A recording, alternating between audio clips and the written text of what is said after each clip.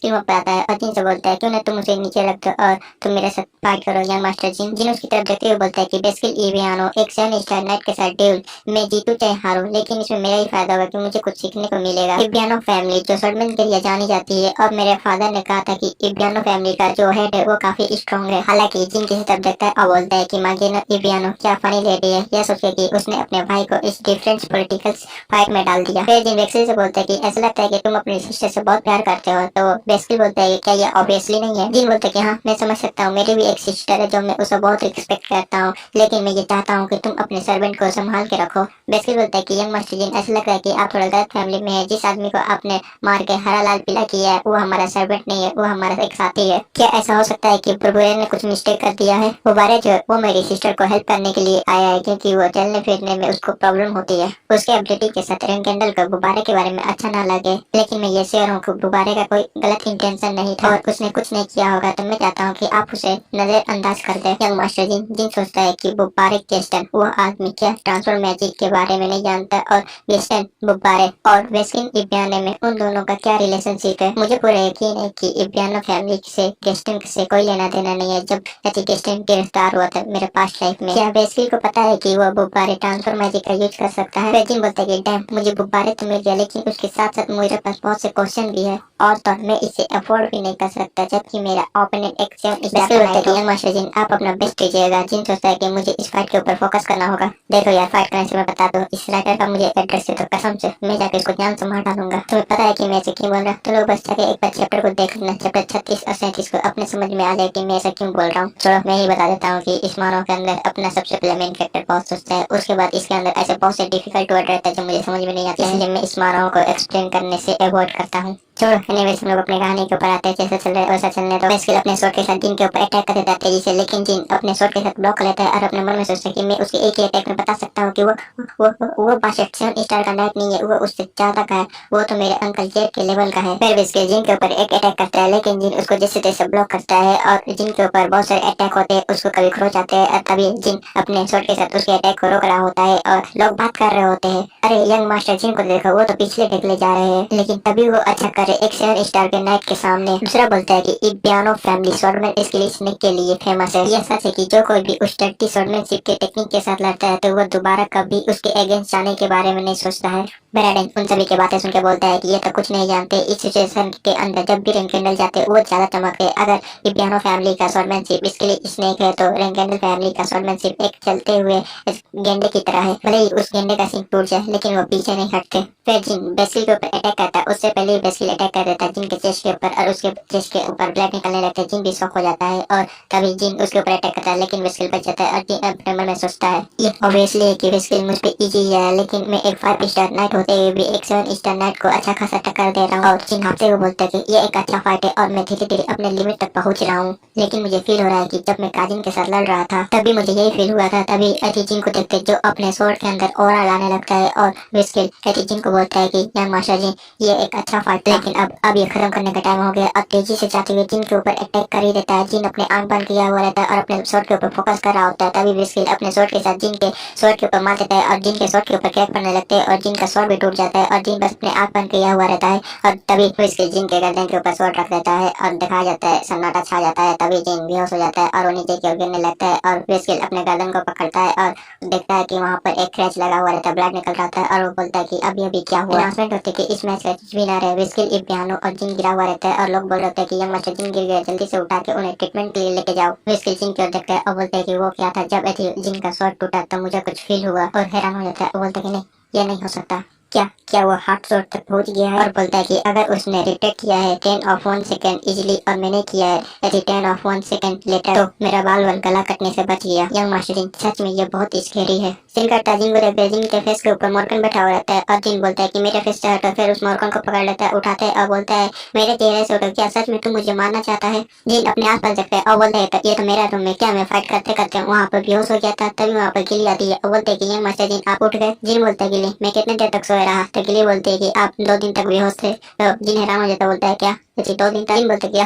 तब बैंकेट खत्म हो गया और जो गेस्ट मुझसे मिलने आए थे मैं उसे ठीक से ग्रीटिंग भी नहीं कर पाया। गिली बोलते कि यंग मास्टर जिन आपको ऐसा सोचने की जरूरत नहीं है, आपकी और इबियानो की फाइट 2 दिन तक चर्चे में रही, यहाँ तक कि आपको लोगों ने एक्नॉलेज भी किया और ऐसा इसलिए हुआ क्योंकि आप एंड में हार्ट शॉट तक पहुंच गए थे यंग मास्टर जी। और तो और वहाँ के लोग भी आपके बारे में बात कर रहे थे और कोई एक बंदा बोलता है कि मुझे तो विश्वास नहीं हो रहा कि वो एक 5 स्टार नाइट एक हार्ट शॉट के स्टेज तक पहुंच गया। दूसरा का बोलता है कि मैं तो बहुत एक्साइटेड हूँ कि वो फ्यूचर में आगे क्या करेगा। फिर जी सोचता है कि ये इतना परफेक्ट नहीं है हार्ट शॉट, लेकिन जो मुझे चाहिए था वो मुझे मिल गया है। वो दिन मुझे याद है कि जब लूना मुझे गाइड करती थी, मुझे ट्रेनिंग देती थी, वो मुझे आखिरकार काम आ ही गया। पहले तो मुझे ट्रेनिंग समझ में नहीं आ रहा होता है। लूना बोलते कि जिन अपनी आंखें बंद कर, जिन बोलता है कि यह सोच के कि उसने मेरी हेल्प इस तरह की। जिन अपनी आंखें बंद कर लेता है, जिन बताता है कि जब मैं एक्सट्रीम सिचुएशन तक पहुंचता हूँ तब ये मेरा लेवल एक्टिव होता है। जिन का सीन गहरी सांस लेते हुए बोलता है कि मुझे ज्यादा खुशी नहीं होना चाहिए, मुझे और भी आगे बढ़ना है। और तो यहाँ तक कि जिपल फैमिली के वेराडिन के स्टेटस के बारे में मैंने कंफर्म किया और मुझे आइस के साथ एक फ्रेंडशिप जैसा फील हुआ और मुझे बेस्किल और पुपेटा के बारे में भी पता चला। जिन अपने मन में खोया हुआ रहता है, गिली वहाँ एक फ्लावर लेके आती है और बोलते है कि ये फ्लावर को आई स्पेशल के सर ने दिया है। ऐसा लगता है कि वो आपको पसंद करती है यंग मास्टर जी। तब भी अचानक वो बोलते हैं कि नहीं, ऐसा नहीं हो सकता। आई स्पेशल की स्टोरी फ्लावर देने का मीनिंग है कि वो आपसे फाइट करना कभी खत्म नहीं करेगी। तो जिन सोचता कि ऐसा लगता है कि वो मुझे दोबारा लड़ना चाहती है। मॉर्गन जिन का मजाक उड़ाते हुए बोलता है कि और वैसे भी ये तुम्हारा फर्स्ट टाइम है जो किसी लड़की ने तुम्हें फ्लावर दिया है। और मॉर्गन और जिन के बीच में बहुत से बकचोदियां होती है। तभी गिली बोलते हैं कि यंग मास्टर जी मुझे पेट्रोज का ऑर्डर दिया था कि जब भी आप उठे तब मैं आपको बताऊं कि ऐसी पेट्रोज आपको बुला रहे हैं। जिन बोलता है ठीक है, मुझे लगता है कि अब मैं कुछ टाइम तक अपनी फैमिली से दूर रहने वाला हूँ। गिली से जिन बोलता है कहाँ है मेरे फादर, वो बता देती है। अगले सीन में देखते जिन को एक जगह में कसम से इसका फादर एक नंबर का बॉल है जो सस्टेनेंसी करके अलग अलग जगह पे रहता है जहाँ पे कोई नहीं रहते हैं। एनिमी जाने तो तभी उसके फादर को देखते हैं। वो बोलते है कि ओ मेरे बेटे तुम आ गए। उसके फादर बोलते कि काफी टाइम हो गया कि मेरे बच्चे में से किसी ने मुझे कंफर्टेबल कपड़े पहनते हुए देखा है। कसम से इसका बाप सच में सस्टेनेंसी करते रहता है। कितना घटिया डलक मारा। उसके फादर जी से बोलता है कि मुझे लगता है कि तुमने पहले गैस कर लिया है कि तुम यहाँ से दूर जाने वाले हो। तो जिन बोलता है कि हाँ मैं जल्दी जाने की प्लानिंग कर रहा हूँ। जिन अपने मन में सोचता है कि ऐसा लगता है कि मेरे फादर को ये अच्छा लगा और मैं अपने फादर को लगता है कि अब धीरे धीरे समझ सकता हूँ। फिर उसके फादर बोलते हैं कि जिन क्या तुम्हें पता है कि तुम कहाँ जाने वाले हो। तो जिन बोल देता है कि हाँ मुझे पता है। दोनों के बीच में बहुत सारी बातें होती है। तो मैं शॉर्ट में बता देता हूँ कि वही जिपल फैमिली के बारे में, हिस्ट्री के बारे में और एंकेंडल के हिस्ट्री के बारे में कि पहले एंकेंडल फैमिली मैजिक का यूज करती थी स्वॉर्डमैनशिप के साथ, लेकिन जब से एंकेंडल के पेट्रोल हमारे फर्स्ट पेट्रोल तो जिपल फैमिली ने एंकेंडल के ऊपर एक कॉन्ट्रैक्ट बना दिया था कि अब से एंकेंडल फैमिली मैजिक का यूज नहीं कर सकते। और घुमा फिरा के वही बात आ जाती है कि जिपल फैमिली हमारी वो दुश्मन है। और भी बहुत सारी बातें बताता है जो मैं स्किप करता हूँ। फिर उसके फादर बोलते हैं ठीक है जिन मैं तुम्हें 5 साल देता हूँ, फैमिली तो मैं 5 साल बाद रिकॉग्नाइज करेगी या तुम फैमिली को 5 साल रिकॉग्नाइज करेगी, तुम क्या सोचते हो। और तभी जिन अपने सोल को पकड़ता है और निकालता है और उसे शपथ लिया जाता है। और जिन बोलता है कि आपका थैंक यू सब चीज के लिए और मैं 5 साल बाद आपको मिल के आपको ग्रीटिंग दूंगा। फिर जिन वहाँ से निकल जाता है। जिनको कोई बोलता है कि यंग मास्टर जिन क्या आपके साथ पेट्रोज की बातचीत हो गई। तो जिन बोलता है कि हाँ बस मैं निकलने ही वाला हूँ। गिली सामान वामान पैक करके लाई हुई रहती है। तभी जिन उसके हाथ में कुछ नोटिस करते हैं और बोलते है कि गिली वो क्या है। तभी गिली उसको दिखाते हुए बोलती है ये एक ऐसा आर्टिफैक्ट है जो माना को ब्लॉक करता है और उसने कहा कि तुम इसको पहने रखो। मुझसे बड़ी ने नहीं कहा था कि तुम अपने पावर को यूज नहीं कर पाओगी जब तक तुम्हारे ये हाथ में रहेगा। इससे कोई मैटर नहीं करता है कि मालिक क्या करता है, जब तक उसके साथ सर्वेंट रहेगा उसका वो फुल सपोर्ट करेगा। तो जिन बोलता है ठीक है अब बस करो। फिर जिन से गिली बोलते हैं कि ये थोड़ा अजीब है कि यंग मास्टर जिन में अपने पावर को कुछ टाइम तक यूज नहीं कर पाऊंगी, लेकिन ये मेरे लिए होने की बात है कि मैं आपके साथ ही रहूंगी। तभी जिन बोलता है गिली से तुम्हें ये सब बोलने की जरूरत नहीं है, मैं हूं ना, मैं तुम्हें प्रोटेक्ट करूंगा। फिर जिन पीछे की ओर पलटता है और उसी जगह को देखते हैं जहाँ पर उसके फादर रहते हैं। फिर वो बोलता है कि 5 साल। फिर वो दोनों आगे की ओर बढ़ जाते हैं और बोलते हैं कि चलो। और जिन अपना हुडी पहन के फकिंग कुलियन जा रहा होता है और बोलते हैं कि अब वर्ल्ड को देखने का टाइम आ गया है। अब दूसरी ओर पेट्रोल को देखते हैं और वो बोलता है कि मेरे पास मैंने अपने स्वॉर्ड के दम पे अकेले डेमी को ड्रीम तक पहुंचा, फिर भी मैं उस शपथ को कुचलने में फेल रहा जो रिंकेंडल के साथ जिप्पल फैमिली ने किया था। और आगे बोलता है कि सोल्डेट और शैडो एनर्जी के साथ एक कंट्रोल, मुझे पूरा यकीन है कि सबसे छोटे बेटे के पास उसके पास पावर होगी जिप्पल फैमिली को खत्म करने का। मैं तो ये देखने के लिए क्यूरियस हूं कि उसके साथ फ्यूचर में आगे क्या होगा। सीन करता गिली और जिन को देखते जो कहीं जा रहे होते हैं और तभी गिली बोलते है कि यंग मास्टर जिन क्या ये ठीक है कि आपने किसी को बताया नहीं और आपने किसी को फेयरवेल भी नहीं कहा और तो यहाँ तक कि आपने उन कैडेट को भी नहीं कहा जो आपके फैक्शन से थे। और यहाँ तक कि लूना भी आपसे डिसअपॉइंट हो गई कि आपने उन्हें भी कुछ नहीं बताया। गिली से बोलते है कि गिली तुम्हें इतना चिंता करने की जरूरत नहीं है, जो लूना है वो तो फ्री माइंड की है, वो समझ सकती है मेरे बारे में। और हाँ कैडेट के बारे में तुम बोली, अगर मैं इन्हें इसके बारे में बताता हूँ तो वो जरूर बाहर निकल के अपने शॉट के साथ मुझे सलामी देते या उससे ज्यादा कुछ करते। गिली बोलते कि हाँ आपने सही कहा, लेकिन यंग मास्टर जिन आप जानने कहाँ आले हैं जो दूसरे फ्रेगरेंस बनने से पहले जो जाते हैं वो तो मैं सबसे पहले जाते हैं क्योंकि वहाँ पर बहुत सारे ऐसे क्रिमिनल्स रहते हैं जो उन्हें मार के फेम को हासिल करते हैं। जिन बोलता है तो ये फेम है। फिर जिन बताने लगता है एक रिजर्व फ्रेगरेंस जो फ्रेगरेंस बनने वाला है वो लोग वर्ल्ड में घूमते हैं अपने आप को रिकॉग्नाइज कराने के लिए फैमिली के अंदर और वर्ल्ड में घूम के बहुत से फेम हासिल करते हैं। उसके लिए वो लोग बड़े बड़े बड़े काम करते हैं, लेकिन एक शर्त रहता है, फैमिली की तरफ से कुछ भी नहीं मिलेगा, फाइनेंशियल सपोर्ट भी नहीं मिलेगा, कोई पैसा भी नहीं मिलेगा, सब अपने से हासिल करना पड़ता है। उसके लिए वर्ल्ड के अंदर घूम घूम के फैमिली बताता है कि जैसे सिस्टर मारी कॉन्टिनेंट के साउथ के सभी स्ट्रॉन्ग लोगों को हराया और उसे एक निक नेम से जाना लगा, साउथर्न के विंड फ्यूरी के नाम से, और वो एक फ्रेग्रेंस बनने में एवर हुई। यहाँ पे घुमा फिरा के बात लिखी हुई है, तो मैं शॉर्ट में बता देता हूँ कि फ्रेग्रेंस बनने के लिए वो लोग को फैमिली से बाहर भेजा जाता है कुछ सालों के लिए, और वो कुछ सालों में क्या क्या कबाड़ते हैं उनको फैमिली में आके बताना पड़ता है, तभी वो लोग फ्रेग्रेंस बनते हैं। बस इतना ही। जिन सोचते अपने हाथों को देखते हुए उसके अलावा मेरे दूसरे भाई बहन 2 महीने से लेकर 2 साल के अंदर वापस आ जाते हैं। हालांकि मेरे फादर ने मुझे 5 साल का टाइम दिया, बस एक ही रीजन से कि मैं अपने शेडो एनर्जी के बारे में अच्छे से पता करके आऊँ और पूरे वर्ल्ड को घूमूं अच्छे से। फिर जिन बोलता है गिली से हम लोग जा रहे हैं आर्किंग किंगडम, तो गिली बोलते हैं क्या आर्किंग किंगडम क्या ये थी जिपल फैमिली की टेरिटरी नहीं है? जिन बताता है कि जब मैं जिपल फैमिली के एरिया में गया था मिशन के लिए कॉन्डेंट रूम में, तो मैंने वहाँ पर सुना था कि उस एरिया में तेजी से मैजिशियन बढ़ रहे हैं और ऐसा लग रहा है कि वो लोग मास्टर्सल आर्टिस्ट के साथ मिलकर वहाँ पर कुछ बड़ा काम कर रहे हैं और कॉन्डेंट के लोगों को बहुत परेशानी हो रही है। गिल्ली खुश हो जाती है, बोलते हैं कि यंग मास्टर ये बहुत अच्छा काम है। जब मैं पहले सोल्जर हुआ करती थी तो मुझे दूसरों को एक्सपोज करने में बहुत इंजॉयमेंट फील होता था। जिन सोचने लगता है अपने मन में, सच बताऊं तो मुझे इसके बारे में ज्यादा कुछ पता नहीं है, मैंने तो बस अपने पास्ट लाइफ के बारे में ये न्यूज सुना था। जिन आगे बताता है कि वहाँ पर अनग्रेडेड मैजिशियन और वॉरियर्स और दूसरे फैमिली के पेट्स जिसे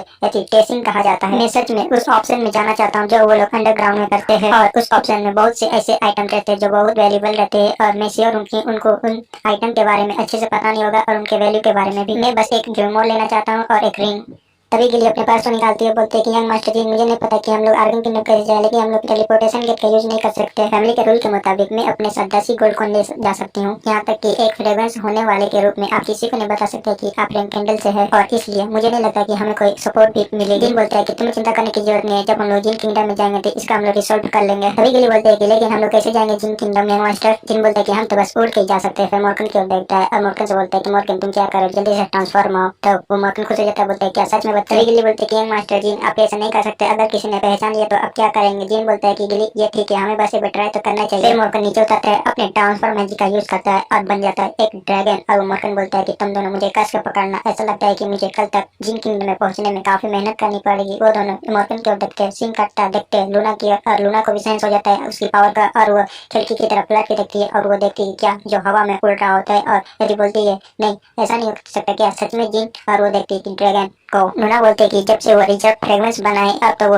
ड्रैगन को भी राइड करने लगी है। गॉस जिन तुम सच में कुछ और ही हो, और तुमने अपनी सिस्टर लूना को भी गुड बाय नहीं कहा। क्या तुम सच में फ्यूचर बैटल को देख सकते हो? जिन दूसरी ओर देखते हैं गिली और जिन को, और सिंह करता देखा जाता है कि जिन किंगडम को, और वहाँ पर वो लोग लैंड हो जाते हैं और गिली को मोशन सिकनेस हो जाता है, और वो मोर्कन बोलता है गिली क्या तुम ठीक हो? और मोर्कन एक जिन पे गुस्सा करने लगता है और बोलता है कि बच्चे ये सब तेरी गलती है। जिन बोलता है कि मोर्कन तुम ही ना उल्टा सीधा उड़ रहे थे, तो ऐसा होना ही था। फिर वो गिली को देखने लगता है, बोलते कि स्ट्रॉबेरी पाई क्या तुम ठीक हो? जिन बोलता है ऐसा लगता है कि गिली को रेस्ट की जरूरत है, तो मोर्कन बोलता है ठीक है मैं इसके साथ यहीं पर हूँ, तुम जाकर पैसे लेके आओ। तो जिन बोलता है ठीक है, लेकिन तुम यहाँ पर हंगामा मत करने लग जाना। जिन अपने घोड़े को पहनता निकल जाता है। हमें बताया जाता है जिन किंगडम का सेंटर वेलिया फैमिली का मेंशन ही है। फिर उसके बाद एक लड़के को देखते हैं और वो सोच रहा होता है कि यंग मास्टर जिन, और ये वही लड़का रहता है जिसको फर्स्ट मिशन में जिन ने बचाया था, और वो जिन के बारे में सोचने लगता है कि कैसे उसने जिन ने इस बच्चे को बचाया था, और वो बोलता है कि प्लीज प्लीज मुझे मत मारना, मैंने कुछ नहीं किया। जिन बोलता है कि अरे मैं तुझे नहीं मारने वाला हूँ। तो वो लड़का खुश हो जाता है, बोलता है कि आपका थैंक यू, आपको जब भी मेरी जरूरत हो तो आप मुझे याद करना। प्रेजेंट के सीन वही लड़का बोलता है कि यंग मास्टर जिन मैं आपसे दोबारा मिलना चाहता हूँ और आपके काइंडनेस का रिटेक करना चाहता हूँ। तभी जिन उसके पीछे आ जाते हैं और बोलता है कि हे मेरा। तो वो लड़का पीछे पलट के बोलता है कि हाँ। तभी जिन अचानक से जाता है, उसके मुंह को बंद कर लेता है। तो वो लड़का बोलता है कि तुम हो कौन? तभी जिन बताता है कि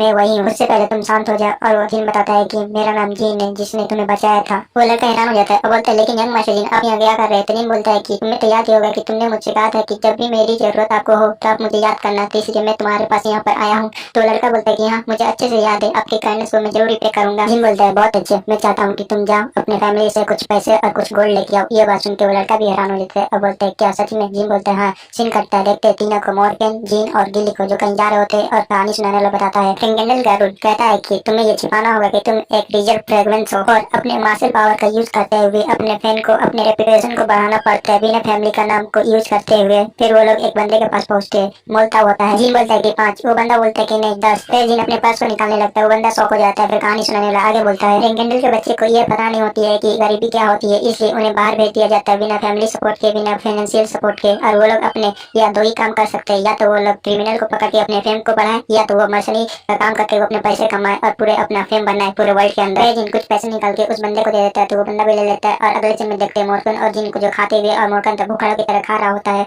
गिली बोलती है उन लोगों से, जैन किंगडम का फूड इतना भी बुरा नहीं है, मैं तो दूसरे फ्रेगमेंट्स की तरह भूखे रहने के लिए बिल्कुल तैयार थी। फिर वो लोग जा रहे होते हैं, गिली आगे बताती है, लेकिन आपने बहुत अच्छा स्टार्टअप किया यंग मास्टर, आपका थैंक यू। मॉर्गन बोलता है, तुम तो पहले बोल रहे थे कि जबरन वसूली नहीं करना चाहिए, तुम्हारी ये नाइस रिएक्शन बहुत अच्छा है। तभी गिली बोलते है कि मेरा ये मतलब नहीं है, क्योंकि जीन तभी दोनों को रोक देता है और बोलते कि ये जबरन वसूली नहीं थी, उसने मेरे काइंडनेस का खुद ही रिपे किया, मैंने तो बस उसे थोड़ा सा पैसा मांगा था, लेकिन उसने मुझे खुद ही दिया। और वो बोलता है, यंग मास्टर जीन ये सब आपके लिए। जीन बोलता है कि एनीवेज मॉर्गन, क्या तुम श्योर हो कि तुमने ज्यादा खाना नहीं खाया? तो मॉर्गन डकार मार देता है और जीन बताता है कि तुम पिछली बार जैसे टेलीपोर्टेशन गेट में गए थे, तुमने मोशन सिकनेस के कारण वॉमिटिंग कर दिया था। तभी मॉर्गन बोलता है कि शिकारी कभी अपना पेट खाली नहीं छोड़ता, भले ही उसे मोशन सिकनेस ही क्यों ना हो जाए। जीन बोलता है कि शिकारी माय एक्स, अगर मैं नहीं होता तो तू तो कई दिनों तक भूखे रहता। तो मॉर्गन बोलता है कि हे बच्चे, अगर तू मुझे थका हुआ नहीं देखना चाहता तो क्यों ना तुम मुझ पे सवारी करके देख ले और मैं तुझे आर्कन किंगडम में पहुंचा दूंगा, क्यों तू टेलीपोर्टेशन गेट में पैसा खर्च कर रहा है। तभी के लिए बोलते हैं कि मुझे लगता है कि किसी को भी एक मोशन सिकनेस हो सकता है। तभी वो मॉर्गन बोलते हैं कि स्ट्रॉबेरी पाई तुम भी। तभी जिन बोलता है कि मुझे बस गिली को लेकर चिंतित थे, लेकिन असली प्रॉब्लम कुछ और ही है। हम जहाँ पर जा रहे हैं वो है आर्कन किंगडम। वो एरिया जिपल के अंदर पड़ता है और वहाँ के मेंबर्स लुथुआनियन मैजिशियन, फिर वेंडेशन मैच और भी कुछ बातें बताता है, लेकिन हम लोग मेन टॉपिक के ऊपर बात करेंगे। और बताता है कि जिपल फैमिली के पास 80% ड्रैगन है जो उनकी साइड है। अगर हम उड़ते हुए जाएंगे तुम्हारे ऊपर तो उनके खिलाफ एक वॉर करना होगा। मॉर्गन एटीट्यूड में रहता है कि उनमें से बहुत से ऐसे ड्रैगन है जैसे मेरे नाम सुनेंगे थर थर कांप के वहाँ से भाग जाएंगे। फिर मॉर्गन अपने ट्रांसफर मैजिक का यूज करते हुए बिल्ली के भेष में बदल जाता है। जिन बोलता है कि मैंने तुम्हें कितनी बार कहा है कि तुम कहीं भी अपने ट्रांसफर मैजिक का यूज मत किया करो, अगर किसी ने देख लिया तो ये हमारे लिए थोड़ा प्रॉब्लम हो सकता है। फिर जिन बताता है कि करंटली जिपल फैमिली क्लैन वो अभी मैनेजमेंट करे ड्रैगन से, जो गॉड ने ड्रैगन को बनाए हैं और जिपल फैमिली ने गॉड के साथ कॉन्ट्रैक्ट किया है और दूसरी ओर रैंकेंडल के अंदर मैं ही एक कॉन्ट्रैक्टर के रूप में हूँ। अगर मेरे फादर नहीं होते तो जिपल फैमिली के लोगों ने रैंकेंडल को कब का खत्म कर दिया होता। तभी जिन शौक हो जाते हैं और बोलते हैं कि वे जब मैं इसके बारे में सोचता हूँ तो उनके पास बहुत से ऐसे कॉन्ट्रैक्टर है जो उन लोगों ने इकट्ठा किया है। क्या एक ही जनरेशन में इतने सारे लोग इकट्ठा हो सकते हैं? ये पॉसिबिलिटी भी नहीं हो सकता है, ना ये कॉन्सिडेंट भी हो सकता है। जिन बोलते थे मैं इसके बारे में जितना सोचता हूँ ये उतना ही कॉम्प्लिकेटेड होते जाता है। जिन सोचते सोचते एक जगह पहुंच जाते हैं। एक बंदा बोलता है कि तुम अपना आइडेंटिटी दिखाओ। तो जिन अपने मन में सोच रहा होता है कि मैं उसके बारे में धीरे धीरे आगे पता लगा ही लूंगा। फिर जिन अपना आइडेंटिटी निकाल के दे देता है और बोलता है कि मेरा नाम जिन जिन है और उसका नाम गिली पिंट्रेट है। फिर वो बंदा आइडेंटिटी ले लेता है, चेक करने लगता है और बोलता है ठीक है तुम लोग जा सकते हैं। वो लोग चले जाते हैं और बैठ जाते हैं और टेलीपोर्टेशन का मैनेजर बोलने लगता है, वही घटिया रूल के बारे में बताने लगता है। टेलीपोर्टेशन यूज करने में थोड़ी मोशन सिकनेस आ सकती है, थोड़ी चक्कर भी आ सकते हैं और वगैरह वगैरह। हम थोड़ी देर में टेलीपोर्टेशन गेट को स्टार्ट करेंगे। तभी गिली बोलती है जिन से, यंग मास्टर जी हमारा जो फेक आइडेंटिटी था जो फैमिली से मिला था वो किसी ने नहीं पकड़ा था। जिन बोलता है कि वो एक ऐसा आइडेंटिटी है जो कोई भी नहीं पकड़ सकता और हम लोग कहीं भी जा सकते हैं। टेलीपोर्टेशन गेट का मैनेजर बोलता है कि थैंक यू आपने इतनी देर तक वेट किया, हम लोग टेलीपोर्टेशन गेट को स्टार्ट करते हैं। फिर टेलीपोर्टेशन गेट स्टार्ट हो जाता है, मॉर्गन डर जाता है, गिली के गले लग जाता है और गिली भी इसको गले लगा लेती है और वहाँ से गायब होते हुए जिन सोचता है आर्कन किंगडम मैं अपने पास्ट लाइफ में भी गया था रिग्रेशन होने से पहले। फिर वो लोग टेलीपोर्टेशन होकर पहुंच जाते हैं और मैनेजर बोलते हैं वहाँ का welcome to arcane kingdom of लुटेरा मैज फेडमिना, मतलब ये आर्कन का पूरा नाम है। जिन खिड़की से बाहर देख रहे होते हैं और बोलते हैं कि ये जगह अभी भी वैसे ही है जैसे मेरे पास्ट लाइफ में थी। यहाँ पे लोग रोड पे अभी भी बैठे हुए और यहाँ के लोगों के फेस के ऊपर इमोशनलेस फेस है। तभी गिली बोलते हैं कि अजीब डार्क सिटी, यहाँ का दिन अच्छा है लेकिन फिर भी जिन सोच रहा होता है कि इन सभी का कारण है कि इन सभी को ऐसे करने वाले टेमिस के बास्टर्ड। अरे यार इस मामा की माँ की यहाँ ये इसमें इतना मेन कैरेक्टर सोचने इतना गुस्सा तो एक्सप्लेन करने का मन नहीं करता है। इन्हें भी जाने दो, अब जैसे तैसे काम चलाते हैं। जिन बोलते हैं कि चलो सबसे पहले हमें एक जगह को खोजना है जहाँ पर हम लोग रह सके और उसके बाद हम लोग अपने शिकार को खोजेंगे। तो गिली बोलते हैं कि यस यंग मास्टर। फिर वो तीनों एक जगह पर पहुंचते टूटे फूटे होटल के पास। मॉर्गन बोलते हैं कि हे बच्चे क्या सच में हम लोग इस अजीब जगह पर रुकने वाले हैं? गिली बोलते हैं कि मुझे लगता है कि यंग मास्टर जिन के पास कुछ अच्छा प्लान होंगे। जिन आगे बढ़ते हुए बोलते हैं कि हम अपने पैसे का दिखवा नहीं कर सकते, हम किसी के नजर में आ सकते हैं, तो इसलिए हम लोग यहीं पर रुकेंगे। ये बात सुनकर मॉर्गन को गुस्सा आने लगता है। तभी जिन गेट खोलता है और वो लोग अंदर की ओर चले जाते हैं। एक बंदे को देख के जो सोया हुआ रहता है उसको उठाते हुए बोलते हैं क्या तुम इस जगह के ऑनर है? तो वो उठता है और वो अपने सामने देखता है और बोलता है कि क्या गेस्ट। फिर सबसे पहले मॉर्गन को देखते हुए बोलता है कि एक लंबा चौड़ा चेस्ट है। फिर जिन को देखता है और बोलता है कि इस लड़के को देखते हुए लग रहा है कि ये एक नूब स्वॉर्डमैन है और एक लड़की जो बहुत प्रीटी है, ऐसा लगता है कि ये इनका मेड है। फिर वो बंदा एक खतरनाक से मार देता है और 3 जूस के गिलास ला देता है उनके सामने और बोलता है कि वेलकम टू चीट इन, और ये ऑरेंज जूस यहाँ का स्पेशलिटी है। जब भी यहाँ पे गेस्ट आते हैं तो हम अपनी तरफ से उन्हें देते हैं पीने के लिए। और मॉर्गन उस गिलास को उठाता है और उसको गौर से देखने लगता है और वो बंदा अपने मन में सोचता है कि अगर तुम इसे एक बार पी लेते हो तो तुम बेहोश हो जाओगे और मैं तुम्हें ऑप्शन हाउस में भेज दूंगा। मॉर्गन उस गिलास को देख रहा होता है, घूर घूर के देख रहा होता है। तभी वो गिलास को उस बंदे के सर पर फेंक देता है और वो बंदा शॉक हो जाता है और उसे बोलते हैं कि इसका क्या मतलब है। तभी मॉर्गन उसके टेबल के ऊपर चढ़ता है। वो बंदा हैरान हो जाता है। अचानक से मॉर्गन एक लात चढ़ देता है उस बंदे के सर के ऊपर और वो मॉर्गन बोलते हैं कि तेरी हिम्मत कैसे हुई ड्रिंक में पॉइजन मिलाकर देने की। और गिली और जिन हैरान हो जाता है और वो बंदा भी हैरान हो जाता है। बोलते हैं कि तुम्हारा क्या मतलब है कि मैंने पॉइजन डाला है? तो बड़ी पैड़ा से मॉर्गन बोलता है ऐसा लगता है कि तू मरना चाहता है बास्टर्ड। वो बंदा डर जाता है और बोलता है कि प्लीज वेट, हम बात करते हैं। तो मॉर्गन उसको एक लात और मारते हुए बोलता है क्या मैं तेरे साथ में बात करूं। मॉर्गन उसको मार रहा होता है। जिन उसको देखते हुए बहुत लंबा चौड़ा सोचता था। मैं शॉर्ट में बता देता हूँ कि बोलता है कि मैं अपने पास्ट लाइफ में इसके साथ पहले रहा करता था और ये मेरा फ्रेंड बन के रहता था, लेकिन इसने मेरे पीठ पीछे छुरा घोंपा और इसने मुझे पैसे के लिए बेच दिया।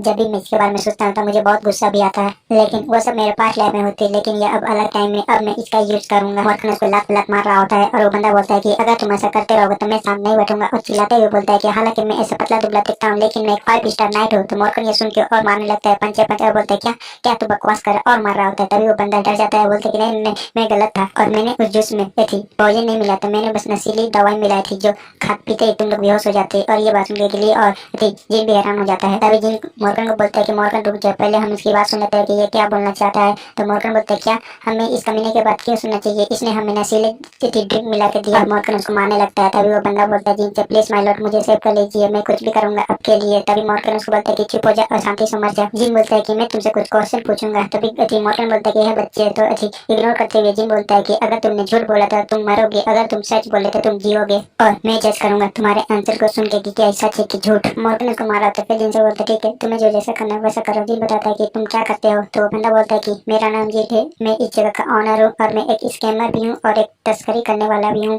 प्लीज अगर तुम मुझे छोड़ देते हो तो मैं तुम्हारा यूज में आऊंगा और मैं आर्गन के बारे में आपको बहुत चीज बता सकता हूँ माय लॉर्ड। जिन बोलता है कि ऐसा लगता है कि तुमने नस्ली ड्रिंक इसलिए दिया क्योंकि तुम हमें बेच सको। तो वो झुके हुए माफी मांगने लगते हैं और बोलते हैं कि प्लीज मुझे माफ कर दो, मैं आज बात कभी दोबारा नहीं करूंगा। तभी जिन अपने पैर के साथ उसके हाथों के ऊपर रख देता है और उसे कुचल देता है। जिन बोलता है कि तुम हमें कहाँ बेचने वाले थे। तो वो बंदा डरते हुए बोलता है कि अंडरग्राउंड टेनिस के ऑप्शन हाउस में। वो बंदा बताता है कि टेनिस एक डार्क ऑर्गेनाइजेशन है जो ऑप्शन हाउस रखती है, वहाँ पर स्लेब्स, व्हाइट पाउडर, स्टोन्स और बहुत से ऐसी आइटम्स है जो वहाँ पर मिलते हैं। जिन बोलते तो ये अंत में टेनिस है फिर उस बंदे के हाथ पे से अपना पैर हटा लेता है और बोलता है ठीक है आज रात तुम ठीक हो जाओ और तुम्हें पता है कि ठीक होने के बाद तुम्हें क्या करना है। तो वो डरते हुए बोलते हैं कि यस माय लॉर्ड। मॉर्गन बोलता है क्या सच में बच्चे तुम वहाँ जाने के बारे में सोच रहे हो। और गिली बोलते हैं कि यस यंग मास्टर क्या आप सच में उस जगह पे जाने वाले हैं और ये इसको हमने छोड़ दिया तो ये हमें बाद में धोखा भी दे सकते हैं आगे जाके। जिन बोलते हैं कि डार्क ऑर्गेनाइजेशन और अंडरग्राउंड ऑप्शन हाउस क्या ये पकड़ाने के लिए बेहतर चीज नहीं है। गिली बोलते हैं लेकिन जिन बोलता है तो हमें इसके ऊपर विश्वास करना होगा और वैसे भी हमें आर्गन में एक गाइड की जरूरत थी। फिर जिन वहाँ से जाते हुए बोलते हैं कि हमें सबसे पहले आर्गन के अंदर किसी को खोजना होगा जो इसे ठीक कर सके। और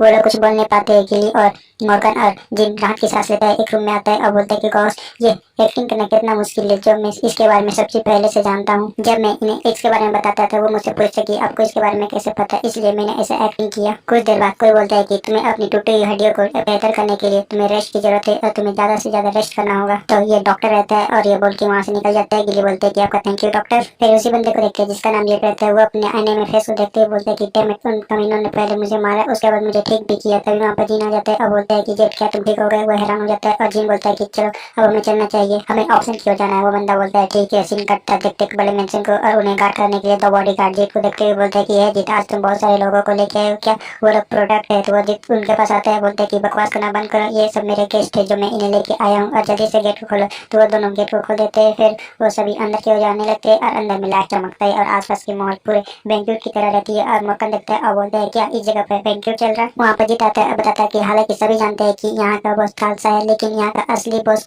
कोई और है। और जीत के हाथ में मार्क्स है और उन सभी को देते हुए बोलते हैं कि तुम सब अपने हाउस में जाने वाले हो तो तुम लोग इसे अपने मार्क्स को अपने फेस पे पहन लो कि वहाँ पे तुम्हें कोई पहचान न पाए। जीत उस मार्क्स को ले लेते हैं और जीत से बोलते हैं कि उस असली बॉस का नाम क्या है। तो वो जीत बताता है कि सुनने में आया है कि उसका नाम स्पाइडर हैंड अयूल है। यह जगह को उसी के हिसाब से बनाया गया है। उसकी एबिलिटी डर्टी स्टिंग को साफ करने के अलावा वो एक 7 स्टार मार्शल आर्टिस्ट है। और यहाँ तक रूमर्स ये भी है कि समुद्र पार रैंकेंडल से उसका कनेक्शन भी है। वो हैरान हो जाता है। जिन अब बोलता है क्या रैंकेंडल। तभी मॉर्गन बोलता है जिनसे बच्चे क्या तुझे लगता है कि इन छोटे लो लाइफ के साथ रैंकेंडल का भी अपना कनेक्शन बनाएगी। गिले भी बोलते है कि यस यंग मास्टर में भी मॉर्गन के बात से सहमत हूँ। तभी जिन सोचता है अपने मन में नहीं ये हो सकता है। देख लो गाइस मैं इसे कैसे समझा, मुझे भी ठीक से समझ में नहीं है लेकिन जितना समझ में है उतना बता देता हूँ। जिन बताता है कि उस कमीने ने मुझे कर्ज दिया कि मैं अपनी सोच को ना चला सकूं। अगर ये मैजिशियन फेरेडेंस से कनेक्शन है तो एक हाई पॉसिबिलिटी हो सकता है कि उसने मुझे एक 9 स्टार का कर्ज दिया। कर्ज भी 9 स्टार का होता है बाप रे। और बोलता है कि ब्लड रोक सकता है मेरे माना को, इसलिए मैं स्वॉर्ड को यूज नहीं कर पाता था। मुझे नहीं लगता है कि टेनिस से कोई हो सकता है, क्योंकि टेनिस के अंदर इतने हाई रैंक के मैजिशियन भी नहीं है जो वो कर्स को दे सकते हैं। 10 साल स्टोन कैसल में रहते हुए, 5 साल एची गार्डन स्वॉर्ड में रहते हुए 15 साल हो गए, लेकिन मुझे एक भी क्लू नहीं मिला कि वो कमीना है कौन। लेकिन बोलता है कि वेल हम लोग यहाँ पर इन सभी चीजों को खत्म करने के लिए आए। फिर बैडस में बोलता है कि लेकिन इससे पहले हमें स्पाइडर हैंड लिंक के बारे में पता करना होगा, हमें चेक करना होगा। सीन करता है, वो लोग ऑप्शन के लिए निकल जाते हैं। मॉर्गन बोलता है कि यह बच्चे आखिर तेरा प्लान किया है वो गैंगस्टर को तो सभी को किलिंग कैसे करेगा। गिलिंग बोलते कि यस यंग मास्टर, हम जब यहाँ पर आ रहे थे कि यहाँ पर गार्ड भी बहुत स्किल्ड वाले दिख रहे थे। जिन बोलता है तुम लोग चिंता मत करो, मेरे पास एक अच्छा प्लान है। और वो बोलता है ठीक है तुम लोग अपने काम लेके आओ। फिर जिन उन सभी को वो सारे प्लान बता देता है। और मॉर्गन बोलते है क्या सच में तू ऐसा करने वाला है। गिली हैरान रहती है और बोलते है कि लेकिन मैं अभी शौक में हूँ, क्या आप सच में ऐसे करने वाले हैं। बोलती है ऑफकोर्स, और इसमें कोई प्रॉब्लम भी आता है तो हम वहाँ से भाग सकते हैं। तभी जेट बोलता है कि एक्सक्यूज मी सर, हम लोग पहुंच गए। और जेट बोलता है कि वेलकम टू टेसिंग अंडरग्राउंड ऑप्शन हाउस। जिन अंदर पहुंच जाते हैं, आसपास देखने लगता है, बहुत सारे लोग रहते हैं। फिर वो तीनों भी जाकर अपने अपने सीट पर बैठ जाते हैं। अनाउंसमेंट होता है कि हमारा नेक्स्ट प्रोडक्ट है, लेकिन ये इम्पोर्टेंट नहीं है कि वो कहाँ से और वो कौन है। और हमारा पहला प्रोडक्ट है, तुम इसको जैसे चाहो वैसा यूज कर सकते हैं। और वो है स्लेब। वहाँ पर स्लेब्स को देखते हैं जो जंजीरों के साथ बनते हुए आ रहे थे। लोग बात कर रहे होते हैं कि उससे देखो वो तो हटा कटा दिखता है, मुझे लगता है कि वो मेरी कंपनी में अच्छा काम कर सकता है। दूसरा का बोलता है कि वो मेरा अच्छा स्लेब बनेगा। जिन भी उन्हें देखता है और बोलते हैं जीत से तो तुम हमें यहाँ पर लाके बेचने वाले थे। तो वो बोलता है कि यस सर, लेकिन मैं बेवकूफ था, मुझे माफ करना। जिन स्लेब्स को देखते हुए बोलता है कि तो मुझे लगता है कि मुझे तो खुश होना चाहिए, यहाँ पर कम से कम बच्चे तो नहीं है। तभी मॉर्गन बोलता है कि है बच्चे तो क्या करने के बारे में सोच रहा है। तो जिन बोलता है कि मैंने सुना है कि कभी कभी यहाँ पर यूजफुल चीजें आइटम भी बेचते हैं, इस ऑप्शन के अंदर अगर कुछ अच्छी चीजें मिली तो मैं खरीद भी सकता हूँ। फिर जिन सोचता है कि अगर मेरा इंफॉर्मेशन सही है तो वो चीज वो रिंग उनके स्टोरेज रूम में सड़ रही होगी। तभी वो ऑप्शनल बोलता है चलिए हम स्टार्ट करते हैं। जिन मॉर्गन से बोलता है कि हमें बस वेट करना है और पेशेंट रखना है। एक सप्ताह बाद ऑप्शनल बोलता है 20, कोई बोलता है 130 और वो ऑप्शनल बोलता है तो ये 130 में सॉल्व हुआ। जीत आता है जिनके पास और बोलता है कि सर आप यहाँ पे एक सप्ताह से आ रहे और चारों ओर देख रहे और लोग बोली लगा रहे थे 50, 70। और जीत बोलता है कि अगर आज भी आपने कुछ नहीं कहा तो टेंशन जरूर प्रॉब्लम शुरू कर सकता है। जीत से बोलता है कि क्या ये तुम्हारा काम नहीं है। तो जीत माफी मांगने लगता है, बोलता है सॉरी सर। फिर जीत अपने मन में सोचने लगता है कि अगर आज भी इस यंग मास्टर ने कुछ नहीं करता तो मेरे लिए बहुत प्रॉब्लम हो सकता है। और अपने मन में सोच रहा होता है प्लीज कुछ तो कुछ कर दो, कुछ भी चलेगा, अगर तुमने आज भी कुछ नहीं करता तो मेरे तो खैर नहीं। अगला ऑप्शनर बोलता है कि हमारा नेक्स्ट प्रोडक्ट है मैजिक टॉमर, एक मैजिक बुक। ऑप्शनर बताता है कि ये मैजिक टॉमर मैथ्यू वर्टिंग का है जो एक टाइम पे वर्ल्ड के ऊपर रूल किया था। हम इस बुक के बारे में अच्छे से समझ नहीं सके, लेकिन मुझे लगता है कि इसके अंदर एक अच्छा रिकॉर्ड होगा। तभी कोई बोल देता है 80 गोल्ड कॉइन। तो वो ऑप्शनर बोलता है कि वाह, पहले ही किसी ने 80 गोल्ड कॉइन को बीट कर दिया है, और भी कोई लगाना चाहते हैं। और जिन उसको देखता है और अपने मन में सोचता है क्या मजाक कर, वो मैथ्यू का मैजिक बुक नहीं है, लेकिन वो ऑप्शनर सभी को बेवकूफ बनाने में अच्छा है। जितने भी मैथ्यू के बुक है वो सारे जिपल के पास है। ऐसे कोई रास्ता ही नहीं है कि मैथ्यू का बुक इनके पास होगा, वो जरूर फेक होगा। यहाँ एक वीक से आ रहा हूँ, लेकिन मैंने गौर किया कि वो आधा से ज्यादा इंफॉर्मेशन सभी को गलत बता रहे हैं। ये लोग बकवास और नॉइज कर रहे हैं। ऑप्शनर बोलता है कि हमारा नेक्स्ट प्रोडक्ट फिर से ऐसी मैजिक बुक है और इसका ऑथर का नाम है जेनी। चले अब इसका स्टार्टिंग बिडिंग है 50 गोल्ड कॉइन। कोई 60 बोलता है, कोई 70 बोलता है, कोई 80 बोलता है। तभी जिन के कंधे के ऊपर मोतन हाथ रखता है और बोलता है तुम्हें इसे खरीदना चाहिए। जिस जेनी को मैं जानता हूँ, अगर उसका ये बुक है तो ये एक अच्छा डील है। तभी जिन बोलता है 150 गोल्ड कॉइन। वो ऑप्शनर शॉक हो जाता है, जिन की तरफ देखता है और बोलता है कि उसने एक ही बार में 150 गोल्ड कॉइन लगाया है। ऐसा लगता है कि वो कोई अति रिच फैमिली का यंग मास्टर है। फिर जिन मॉर्गन को देखता है, मन में सोचता है कि मैं उसके एक्सप्रेशन को देख के बता सकता हूँ कि वो बुक कितना इंपॉर्टेंट है। फिर ऑप्शनर बोलता है नेक्स्ट मैजिक बुक ये सिगरेट हिस्टर का है। और जिन उसके बाद सुंदर उसकी तरफ देखता है। लोग बात कर रहे थे कि वो क्या है, वो कौन है। पहले जेरिन का बुक, अब ये एक और फालतू का बुक आ गया। तभी वो बंदा शौक हो जाते हैं और जिन ने लगा दिया रहता है 200 गोल्ड कॉइन। सभी हैरान हो जाते हैं, सभी जिन की तरफ देखने लगते हैं, बात करने लगते हैं कि वो सिर्फ फालतू का ही आइटम पे इतना पैसा क्यों खर्च कर रहा है। मॉर्गन बोलता है जिन से बच्चे तूने स्टार्टिंग में 200 गोल्ड कॉइन क्यों लगा दिए, क्या तुझे उस बुक के बारे में पता है। तो जिन बोलता है कि मुझे ऐसा लगा कि मुझे एक और भी खरीद लेना चाहिए। फिर जिन बताने लगता है कि मेरे पास लाइफ के मेरे मास्टर का क्लैन हिस्ट्रेट, मैंने सुना है कि हजारों साल पहले उनका क्लैन खत्म हो गया था, लेकिन ये सोचे कि मुझे यकीन नहीं हो रहा है कि मुझे ये टेनिस में मिलेगा। उनके क्लैन का बचा हुआ बुक्स जो बहुत कम ही बचा हुआ है, अगर मैं अपने मास्टर से दोबारा मिलता हूँ तो मुझे ये उनको एक गिफ्ट के तौर पे दे देना चाहिए। रेजिन बोलता है ठीक है, अब हम लोग यहाँ से निकल रहे हैं। फिर दोनों बुक को देखते हैं। मॉर्गन उस टेनिस की बुक को पकड़ते हुए बोलते हैं ये तो जैकपॉट है। दूसरे बुक को देखते हुए बोलते हैं लेकिन ये थोड़ा अजीब है, इसमें कॉम्प्लिकेटेड स्क्रिप्चर लगा हुआ है। जिन सोचा कि ऑफ कोर्स इसे बस मेरे मास्टर और मैं ही डिकोड कर सकता हूँ। तब भी वहाँ पर जीत आता है और बोलता है मैं खुश हूँ कि आपने कुछ खरीद लिया, अगर आपने आज भी कुछ नहीं खरीदा होता तो मेरे लिए प्रॉब्लम हो सकती थी। जिन बोलता है जीत। जीत बोलता है यस सर। जिन जाता है जीत के पास और बोलता है कि मुझे स्पाइडर हैंड अल्लू से मिलना है। तो जीत बोलता है कि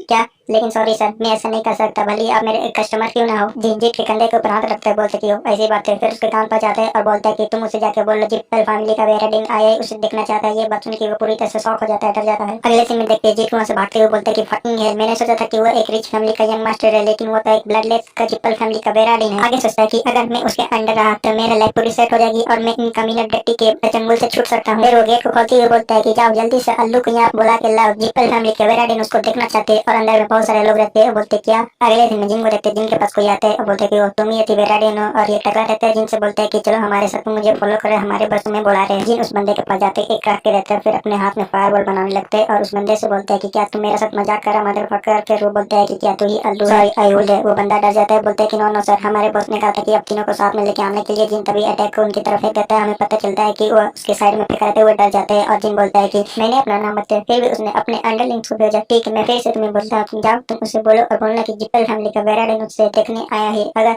उसको जिंदा रहना तो उसको बोलो कि मेरे सामने आए और मेरे सामने घुटने टेके। और वो बड़ी बैडे सुन बोलता है। अगले दिन में देखते एक बंदे को जिन के सामने घुटने टेका हुआ रहता है, बताता है कि मेरा ही नाम अल्लू है और मैं टेंशन को केयर करता हूँ। और जिन बड़ी बैडस में देख रहा होता है और उसके पीछे जिन अपने मन में सोचता है कि अगर किसी और ने कहा रहता कि मैं वेराडिन जिप्पल हूँ तो मुझे हंसी आती, लेकिन ये थोड़ा डिफरेंट है। जब उसने फायरबॉल को बनाई वो कम से कम 5 स्टार का एक माना था, सॉरी 5 स्टार का मैजिक था। और जिप एक खतरनाक से स्माइल देता है और बोलता है कि मैं जिप्पल के अलावा और किसी के लिए काम करता तो मैं बहुत बड़ा प्रॉब्लम में आ जाता। जिन सोचता है एक सप्ताह पहले की बात है और जिन बता रहा होता है अपने प्लान के बारे में कि मैं वेराडिन जिप्पल का एक्ट करूंगा होने का। भले वो अल्लू कोई जिप्पल फैमिली के नौकर के साथ मिला हो, लेकिन वो मुझे देख के पता नहीं लगा सकता है कि मैं ही असली जिप्पल वेराडिन हूँ। मॉर्गन भी हैरान हो जाते हैं। गिली बोलती है क्या सच में यंग मास्टर? फिर अपने मन में सोचने लगती है कि ये सब तो ठीक है, लेकिन रैंकेंडल को पता चला इसके बारे में तो ये बहुत प्रॉब्लम हो सकता है यंग मास्टर जिन के लिए। प्रेजेंट का सीन बोलता है जिन खड़े हो जाए तो खड़ा हो जाता है, बोलता है कि यस सर। फिर जिन 2 बुक को निकालता है और बोलते हैं कि तू इसे देख और इसके बारे में क्या सोचता है। तो वो बंदा बोलता है कि ये मैजिक बुक है और मुझे माफ करना कि मैंने बिना जिप्पल के परमिशन के बिना मैजिक बुक को बेचा। जिन बोलता है उस अल्लू से जो मैं मैजिक बुक को लेके आया हूँ मेरे फैमिली द्वारा इसे वैल्यू दी जाती है, तूने इस तरह कितने का क्या पैसे कमाया है। वो अल्लू डर जाता है, बताता है कि मुझे माफ करना, लेकिन मैं पूरी कोशिश करूंगा कि मैंने जितने भी सारे बुक को भेजा है मैं उसे वापस ला के आपको दे सकूं।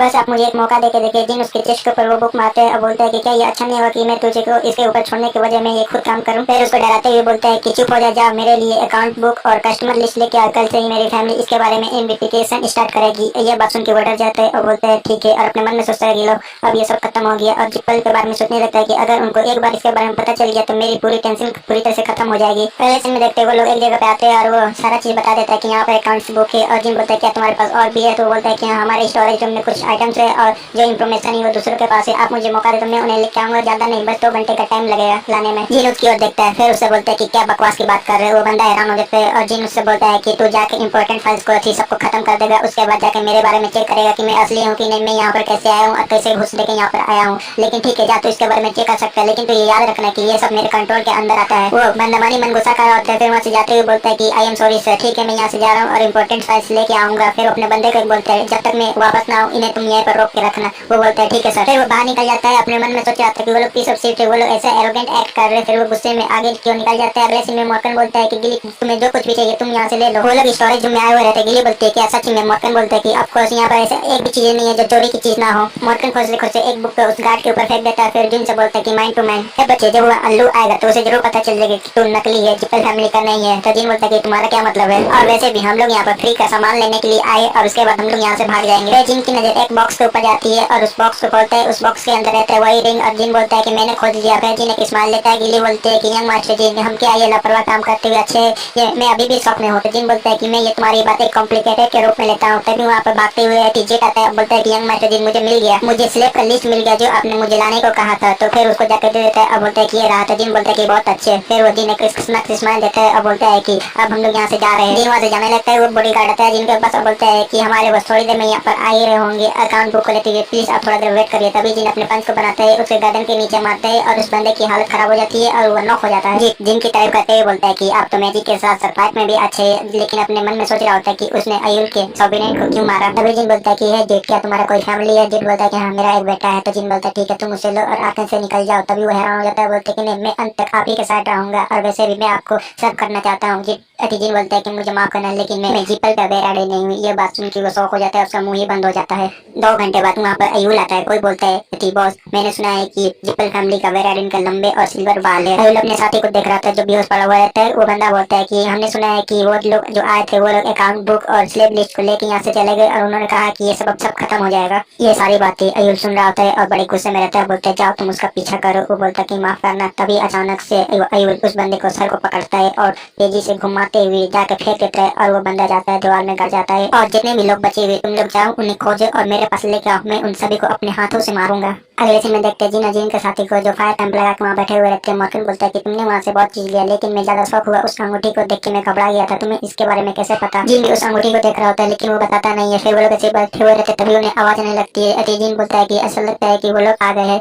मॉर्गन बोलता है कि वो लोग बहुत परेशान कर रहे हैं। फिर जिन बोलता है ठीक है। फिर घबराते बोलता है कि अब हम लोग को छोटे से बातचीत से स्टार्ट करना चाहिए। तभी वहाँ पर आ जाता है अयूल और बोलता है कि आखिरकार मैंने तुम्हें खोज लिया। कमीने इसके मस्त तुम्हारी हिम्मत कैसी हुई और तुमने क्या सोचा था कि तुम अयूल को फुल बना के चले। इसके मस्त तुम्हें क्या लगा था तुम मेरे से बच के भाग जाओगे। चिल्लाते हुए बोलता है कि मेरा नाम अयूल है, मैं तुम्हारी बॉडी को मार्केट के बीचों बीच टांग दूंगा और लोग तुम्हें देख के याद रखेंगे स्पाइडर हैंड यूल से पंगा लेने का क्या अंजाम होता है। तभी जिन बोलता है कि वो सारे रजिस्टर के ऊपर लिस्ट जिस पे स्लेव किडनैपिंग के बारे में लिखा हुआ था और एंशिएंट बुक जो जिप्पल खोज रही थी और ऐसे फैमिली जिन्हें मैं तुमसे हाथ मिलाने के लिए मना कर दिया और अपने कपड़े से बहुत सारे डॉक्यूमेंट निकाल के उसके मुंह पे फेंक देता है और बोलता है कि मैं इस पूरे वर्ल्ड के अंदर तुम्हारी ये सारी बातें फैलाने जा रहा हूँ। और एक स्माइल देते हुए बोलता है कि अब क्या तुम समझे, तुम पूरी तरह से फिनिश्ड हो। वो गुस्सा करते हुए बोलता है कि अयुल साले बास्टर्ड, मैं तुझे नहीं छोड़ूंगा, मैं तुझे इतनी आसान मौत नहीं दूंगा, मैं तेरी खाल को उधेड़ के बर्फ की सिल्ली पर लेटा के नमक लगा के मारूंगा। और भी बहुत सारे टॉर्चर के बारे में बताता है। मैं बताने जाऊंगा तो मेरी वीडियो ब्लॉक हो जाएगी। तभी जिन बोलता है कि मॉर्गन जाओ तुम उन छोटे फ्रेंड्स को संभाल लो। तभी मॉर्गन अपने गर्दन को फोड़ता है, बोलता है ठीक है। फिर वो आगे की ओर बड़े बैरस में जाने लगता है, बोलता है कि ये सर दर्द छोटे बास्टर्ड। अयुल चिल्लाते हुए बोलता है पागल कमीने, तुझे क्या लगता है तू अकेले ही हम पे अटैक करके हमें हरा सकता है। फिर वो अपने साथियों से बोलता है कि तुम सब मेरा मुंह को क्या देख रहे हो, जाओ उसके ऊपर अटैक करो और उस छोटे बच्चे को पकड़ के मेरे पास लेके आओ, मैं ही उसे मारूंगा। मैजिशियन रेडी हो जाते हैं अपने मैजिक करने के लिए। कुछ लोग मॉर्गन के ऊपर अटैक करने के लिए बढ़ जाते हैं अपने स्वॉर्ड के साथ। एक बंदा मॉर्गन के ऊपर अपने स्वॉर्ड के साथ अटैक करते हुए बोलता है कि साले बास्टर्ड मर जा, लेकिन अपना मॉर्गन बस एक ही हाथ बढ़ाता है और उस बंदे के गर्दन पे मारता है और उसका काम वही खत्म हो जाता है, मतलब वो नीचे गिर जाता है। तभी दूसरा बंदे लोग अटैक करने के लिए बढ़ जाते हैं अपने हाथों में नकल पहन के। तभी एक बंदा हैरान हो जाता है और मॉर्गन को देखते जो अपने दोनों हाथ से दो बंदे को उड़ा देता है। तभी मॉर्गन एकदम बड़े पैरस में देखता है और अचानक से तेजी से उनकी ओर बढ़ जाता है अटैक करने के लिए और एक बंदे को कंधे के ऊपर मारता है, दूसरे के बंदे को फेस के ऊपर मारता है। उसकी हालत खराब हो जाती है। फिर उसके बाद मॉर्गन दो गोटे को और उड़ा देता है और वहाँ पर बड़े बैडस के साथ लड़ रहा होता है और मार मार के गर्दा उड़ा देता है। यार कुछ लिखा भी नहीं है। वहाँ पर धुआंधार फाइट चल रही होती है। जो मैजिशियन रहते हैं वो उसकी पावर को देख के थोड़ा डर जाते हैं। तभी अयुल बोलता है कि हे तुम लोग क्या कर रहे हो, तुम लोग भी अटैक करो। वो बंदा बोलता है लेकिन हमारे साथी वहाँ पर है, हमारे अटैक में वो लपेटे जा सकते हैं। तभी वो बोलता है ठीक है तुम उन दोनों के ऊपर अटैक करो जो उसके पीछे है। तो वो बोलते हैं ठीक है। जिन गिली से बोलता है गिली तुम थोड़ा पीछे हटो। देखते हैं फायर बॉल। उसके बाद देखते हैं कि वो तीनों मैजिशियन अलग अलग मैजिक बनाते हैं, ice magic, fire ball, wind magic, और तीनों एक साथ मिलकर अटैक कर देते हैं जिन के ऊपर। लेकिन जिन उनके सामने आ जाता है और बोलता है कि ये तो एक 5 स्टार ऐसी मैजिक से कम है। उसके बाद अपना जिन लॉकेट का यूज करता है, उसके सामने शील्ड बन जाता है और वो सारे अटैक शील्ड के ऊपर लगते हैं। सारे बंदे शॉक हो जाते हैं लेकिन अपने जिन को घंटा फर्क नहीं पड़ता है, उसे कुछ नहीं होता है। और जिन बोलता है कि मेरी सिस्टर की दी हुई चीजें कभी कभार काम भी आ जाती है। तभी गिली बोलती है लेकिन तभी तुमने अपने सिस्टर को गुड बाय तक नहीं बोला। दूसरी ओर मॉर्गन पूरा गुस्से में रहता है और बोलते है कि तुम सभी छोटे कमजोर बास्टर्ड, तुम सभी को मैं नहीं छोड़ूंगा। और अपने पावर का यूज करने लगता है और आसमान से एक लाइट आके गिरता है और बोलता है कि तुम सभी एक साथ मर जाओ। और वहाँ पर तबाही मच जाती है। जिन भी शौक था जिन के साथ वहाँ के लोग अयुल के साथी भी हैरान थे। तभी देखते हैं उस लीडर को कुछ होता है अयुल को और उसके आंखों में ब्लैक ब्लैक आ जाता है। फिर एक स्माइल देता है, फिर अपने शॉट को निकालता है। उसके बाद वो एक अटैक कर देता है और अपने ही बंदे को काट देता है। और जिन भी शौक हो जाता है लोग बात कर रहे होते हैं कि बॉस क्या हुआ। दूसरा का बोलता है कि बॉस तो पागल हो गए हैं। और अयुल अपने साथी लोग को ही काटे जा रहा होता है, बड़े गुस्से में रहता है। तभी जिन अपने मन में सोचता है कि चलो ये अच्छा बात है कि उस लोगों से थोड़ा छुटकारा मिलेगा। फिर वो अयुल जिन को बोलता है कि साले कमीने तू है कौन, तुझको किसने भेजा है। जिन बोलता है कि मैं तुझे बताऊं या ना बताऊं इससे कोई मैटर नहीं करता, लेकिन फिर भी तू मरने वाला। वो गुस्सा जाता है, एक स्लैश मार देता है अपने स्वॉर्ड के साथ। उसकी स्वॉर्ड जाकर जिन के बगल में लगती है। जिन भी शौक था और अपने मन में सोचने लगता है कि उसका अटैक फास्ट था। तभी वो बंदा बोलता है अपने स्वॉर्ड को आगे करते हुए और उसके अंदर माना बुलाते हुए सॉरी औरा बुलाते हुए बोलता है ठीक है अगर तू नहीं बताना चाहता तो आज तू यहीं पे मरेगा। और जिन आगे की ओर बढ़ने लगता है। मॉर्गन बोलता है बच्चे ये बिस्किट से अलग है, जो तू पहले उसके साथ लड़ा था उससे अलग है। ये आदमी तुझे मारना चाहता है, तू अपना बेस्ट देना और मरना मार। जिन अयुल की तरफ बढ़ रहा होता है और उसके बाद हम लोग देखते हैं बहुत सारे स्लेसेस को और जिन उसके अयुल के ऊपर बहुत सारे स्लेसेस काट के उसके पीछे आ जाते हैं। और जिन को देखते हैं एक न्यू पावर के साथ और बिस्किट को भी कुछ समझ में नहीं आता है, वो भी शौक था पूरी तरह से। और उसके पीठ को देखते हैं एक बहुत सारे स्लेसेस का निशान, बहुत नहीं एक ही स्लेसेस है। और जिन जिन को देखते हैं बड़ी बैडस में जिसके सर के ऊपर एक ब्लैक कलर का हेलमेट था। फिर जिन अपने हेलमेट को हटाता है, फिर एक खतरनाक वाली स्माइल देता है और उसके पीछे वो घायल हो जाता है बिस्किट। तभी जिन अपने स्वॉर्ड को म्यान में रखता है और मॉर्गन हैरान था और बोलता है कि जैसे कि एक्सपेक्टेशन था। मेहुल के रूम से गिली हैरान थी, बोलती है क्या मेहुल कह रही तो यहाँ पे बहुत लंबा चौड़ा कहानी चलने वाला है तो मैं शॉर्ट में बता देता हूँ। मॉर्गन बताता है कि मेहुल फर्स्ट इंपेरल जो एक डीमन का लवर था, मेहुल के लिए वो ऑब्जेक्ट को बनाया गया था। उस टाइम वॉर चल रही थी। ये एक मास्टरपीस थी जो 7 स्टार के कम के अटैक को आराम से रोक सकती थी। लेकिन मैं थोड़ा वंडर हूँ कि इन गैंगस्टर के पास इस तरह का आर्टिफैक्ट कहाँ से मिला। जिन उसी लिंक को देखते हुए बोलता है कि मैं उतला कह रही हूँ ये एक ऐसा ऑब्जेक्ट है जो आज से 5 साल पहले रेमिट के एम्पायर को गिफ्ट के तौर पर दिया जाएगा। और जिन इस रिंग के बारे में बहुत चीज बताता है जो मुझे समझ में नहीं आता है ठीक से, तो मैं स्किप करता हूँ और इसके बारे में आगे पता चलेगा तो मैं वहाँ पे बता दूंगा। जिन अयुल की बॉडी की ओर देखता है, उसे बोलता है कि मरने से पहले मैं तुझसे कुछ पूछना चाहता हूँ। वो अयुल जिन की बातें सुन रहा होता है। फिर जिन बोलता है कि मैंने सुना है कि तेरा कनेक्शन रंग कैंडल के साथ है, क्या ये सच है? मॉर्गन बोलता है कि तुझे ये बात पहले इससे पूछ लेना चाहिए था, अब क्या फायदा जब ये मरने वाला है किसी भी टाइम, क्या ये इसके आंसर दे भी पाएगा सही टाइम पर? वो अयुल बोलता है ठीक है। हैरान हो जाता है जिन, बोलता है कि ठीक है मैं जानता हूँ कि तू ही जिन रंग कैंडल है। वो जिन भी हैरान हो जाता है। वो बंदा बोलता है लेकिन तू इसमें फेल्ड हो गया। अयुल बोलता है तू तेरा कैंडल का सबसे छोटा वाला है, लेकिन फिर भी तू उसे रोक नहीं पाएगा। मॉर्गन आता है जिन से बोलता है कि ये बच्चे ये किस बारे में बात कर रहा है? तो वो अयुल वहीं पटाखा देखता है। जिन बोलता है कि स्पाइडर हैंड अयुल, मुझे नहीं लगता कि ये तुम्हारा रियल नाम है, मुझे अच्छे से देखना होगा और इसके बारे में सोचना होगा। जिन सोचता है कि एक 7 स्टार मार्शल आर्टिस्ट और एक गैंगस्टर का बॉस, मुझे लगता है कि तेरा रैंक कैंडल की जरूर कनेक्शन था। मॉर्गन जिन से बोलता है कि बच्चे ये इतनी अजीब बात भी नहीं है, तुम्हारे प्रोफाइल में से एक 9 स्टार का नेट था, वो वहाँ से भाग गया था। जिन बोलता है कि हाँ मुझे पता है, लेकिन मुझे इसके बारे में पता करना होगा कि ये अयुल किसके बारे में बात कर रहा था। फिर ये जिन बैन का टका फिर से सोचने लगता है और बोलता है कि अयुल ने कहा कि मैं फेल हो गया और तुम मुझे रोक नहीं पाओगे। और उसके बॉडी को देखते हुए बोलता है कि क्या मेरे ये सिबलिंग में से हो सकते? इसे अच्छे से पता था कि मेरे भाई और बहन के बीच में थ्रोन की बैटल चल रही है। फिर जिन सारे अपने भाई बहन के बारे में सोचने लगता है और वो बताता है कि मेरी बड़ी सिस्टर नोना, वो तो फैमिली से अलग है, तो वो तो हो ही नहीं सकती। और टोनास ब्रदर, वो बहुत छोटे है। और रहा ख्याल दूसरे भाई बहन के पास, उनके पास तो उतना दिमाग भी नहीं है जो इसमें इन्वॉल्व हो सकते हैं। लेकिन एक ऐसा पर्सन जिसका एक हाई रैंक है, जब उसने मेरे टैलेंट के बारे में सुना था उसने अपनी कड़ी मेहनत करना स्टार्ट कर दी। वो एक ऐसा पर्सन है जो रैंक कैंडल का अगला सक्सेसर होने वाला है, जोशुआ रैंक कैंडल। उसके जैसा इंफ्लुएंस पर्सन दूसरा कोई नहीं है। चाहे मैं कोई भी कंक्लूजन पे पहुंची, लेकिन मैं इसके बारे में जरूर पता लगा लूंगा एक न एक दिन। सीन करता आसमान के अंदर पंछी उड़ने के साथ लोग बात कर रहे होते हैं कि टेमिस और जिप्पल में जो कोलैबोरेशन हुआ था वो पूरी तरह से खत्म हो गया एक इंट्रोगेटिव के दौरान। और जो जिप्पल वेमिट फैमिली के साथ अपना रिलेशनशिप तोड़ती है क्योंकि उनका रेपुटेशन धीरे धीरे डाउन हो रहा था टेनिस की वजह से। और फालतू की बकचोदियां चल रही होती है। ये सब एक बंदा अखबार में पढ़ते हुए से बता रहा होता है और ये पढ़ रहा होता है। मॉर्गन रीजन बोलता है कि लगता है कि हमने बहुत अच्छा काम किया है।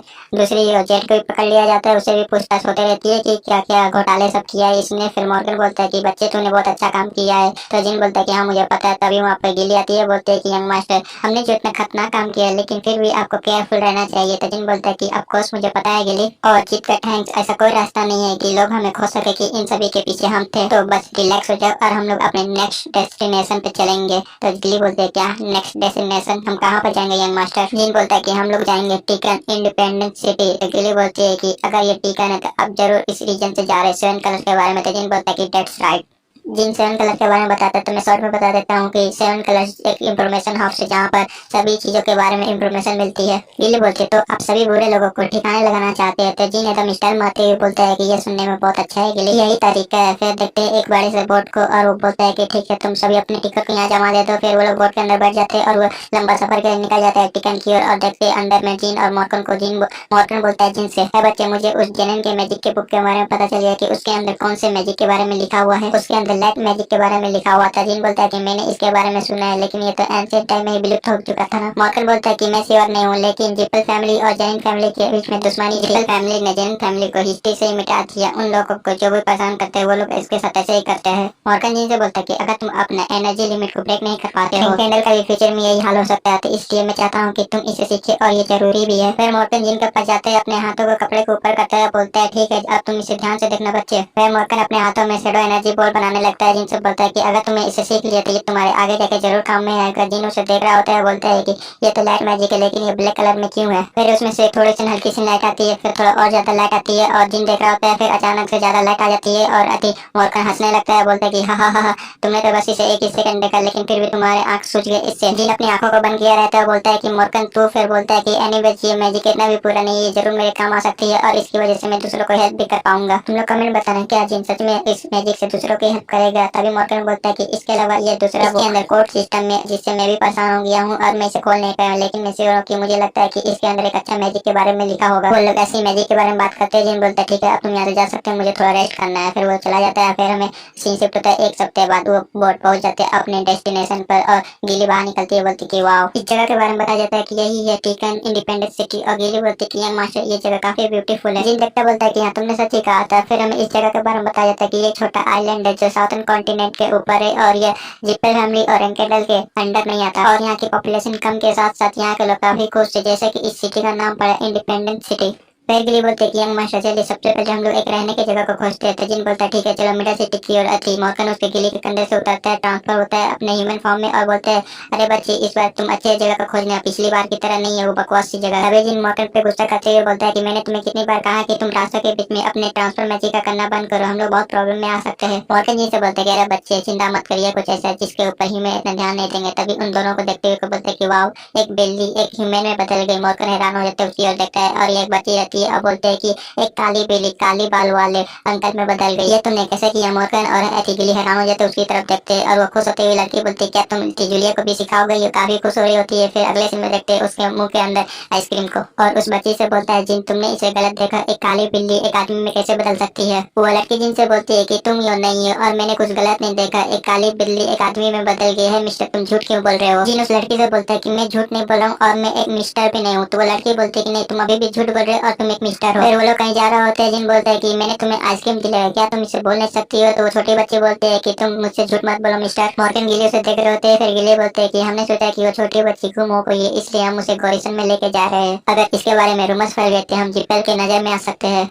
मॉर्गन बोलता कि स्ट्रॉबेरी पाई चिंता मत करो, वो सिर्फ एक बच्ची है, उसके बातों पे कोई विश्वास नहीं करेगा। यह बात सुन के गिली बड़ी भयानक में मॉर्गन को घूर के देख रही है और बोलती है कि सर मॉर्गन अगर आपने यंग मास्टर की बात मान ली होती तो ये आज नहीं होता। मॉर्गन भी एक पल के लिए डर जाता है। तभी देखते हो छोटी बच्ची हैरान हो जाती है और बोलती है तो ये तो इंफॉर्मेशन सेंटर है। वो छोटी बच्ची सैड हो जाती है, बोलती है कि जूलिया का कोरेशन अच्छा नहीं लगता है। गिली भी हैरान हो जाती है, बोलती है क्या कुछ गलत है। वो जूलिया बोलती है कि मुझे ये जगह बिल्कुल पसंद नहीं है, हमेशा मेरे मॉम डैड और मेरे भाई को यहाँ पर पसंद किया जाता है। गिली बोलती है कि यंग मास्टर ये अच्छा नहीं है, ऐसा लगता है कि ये जगह पे बेहद ही लोगों को पसंद किया जाता है, वायलेंस किया जाता है इस जगह पर। जिन बोलते हैं कि हमें जाकर खुद ही चेक करना होगा। वो लोग अंदर की हो जाते हैं और एक गार्ड को देखते हैं हैरान हो जाता है। वो छोटी लड़की को देखता है, बोलता है कि जूलिया तुम यहाँ पर। फिर चिल्लाते हुए बोलता है कि लीडर आपकी छोटे बेटे यहाँ पर है। फिर जिन उस गार्ड से बोलते हैं कि एक्सक्यूज मी क्या तुम इस छोटी बच्ची को जानते हो। तो गार्ड बोलता है कि ऑफ कोर्स मैं इसे अच्छे से जानता हूँ, ये हमारे लीडर की बेटी है। जिन हैरान हो जाता है, बोलता है कि यार लीडर की बेटी। तभी वो छोटी बच्ची इशारा देती है और अंदर से कोई एक बंदा आ रहा होता है बड़े टेंशन के साथ और जिन उसको देखता है अपने मन में सोचता है वो सेंट्रल का लीडर है, लेकिन उसको देखते हुए लग रहा है कि लीडर के साथ साथ कुछ और भी है। और वो उसको देखता है जो बड़ी पैरस देख रही होती है। तभी एक स्माइल देती है खतरनाक वाली,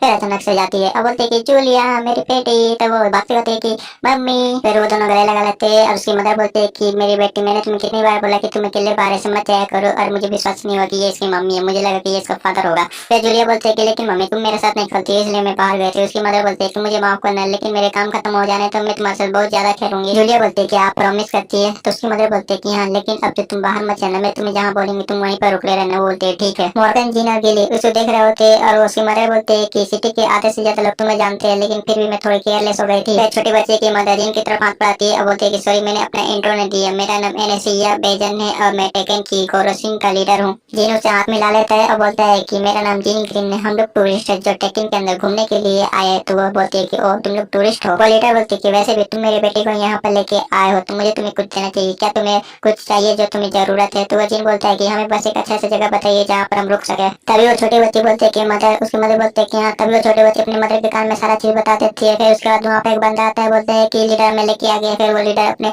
उस लेके उसमें साइन ऑन कर देती है और जिनको दे देती है और जिनसे बोलती है। वो लीडर जिनको देते हुए बोलते है कि है मिस्टर ये एक रिकमेंडेशन लेटर है जिस पर लीडर ग्रेसिया का सील लगा हुआ है, इससे कोई मैटर नहीं करता है कि तुम कहाँ जाते हो, लेकिन अगर तुमने इसे एक बार भी देखा है तुम्हें अच्छा ट्रीटमेंट मिलेगा। जिन उसे ले लेता है और वो बोलती है लीडर तुम्हारा फिर से थैंक यू जो तुमने मेरी बेटी को यहाँ पर लेके आया। तो जिन बोलते हैं तो थैंक यू तो हमें बोलना चाहिए आपको कि आपने मुझे ये लेटर दिया। फिर जिन बोलते हैं ठीक है अब हम लोग यहाँ से चलते हैं। फिर जिन और उसके साथी वहाँ से चल जाते हैं। तभी वो बोलती है उसकी मदर है जूलिया। तो जूलिया बोलते है कि यस मम्मी तुमने कहा कि एक बिल्ली एक आदमी में बदल गई। तो उसकी जूलिया बोलती है कि हाँ लेकिन वो लोग इसके बारे में बात नहीं करना चाहते थे इसलिए मैंने भी ना जानने का एक्ट किया। फिर उसकी मम्मी उस जूलिया को खिलाते हुए बोलती है कि तुमने अच्छा किया है, कुछ ऐसे सीक्रेट होते हैं जो ना जानना ही बेहतर होता है। फिर अपने मन में सोचती है कि ये जरूर ट्रांसफॉर्म मैजिक होगा जो एक ड्रैगन ही कर सकता है। सीन शिफ्ट होता है। जिन और गिली और मॉर्गन को देखते हैं। गिली बोलते हैं कि यंग मास्टर ये सर्विस बहुत अच्छा था, इस तरह का सर्विस मुझे तब मिला था जब मैं प्रोफेसर के अंदर थी। प्रोफेसर एक किंगडम में तो प्रेशर मत समझ जाना। मॉर्गन बोलता है कि हाँ और ये बेड भी काफी अच्छे है, एक लॉज को ऐसा ही होना चाहिए। गिली बोलते हैं कि हाँ ये है पावर ऑफ लेटर। गिली बोलते हैं कि मुझे लगता है कि टेकन बहुत अच्छे है, ये सोच के कि हम जैसे टेकन के अंदर आए हमारा दिन बहुत अच्छा गया। ये बातें सुन रहा था जिना की स्माइल ले रहा था। गिली बोलते हैं कि जब मैं इसके बारे में सोचती हूँ तो मुझे भी वो आइसक्रीम खानी है जो पहले वो गिली खा रही थी, तो क्या मैं वो आइसक्रीम खा सकती हूँ यंग मास्टर जी।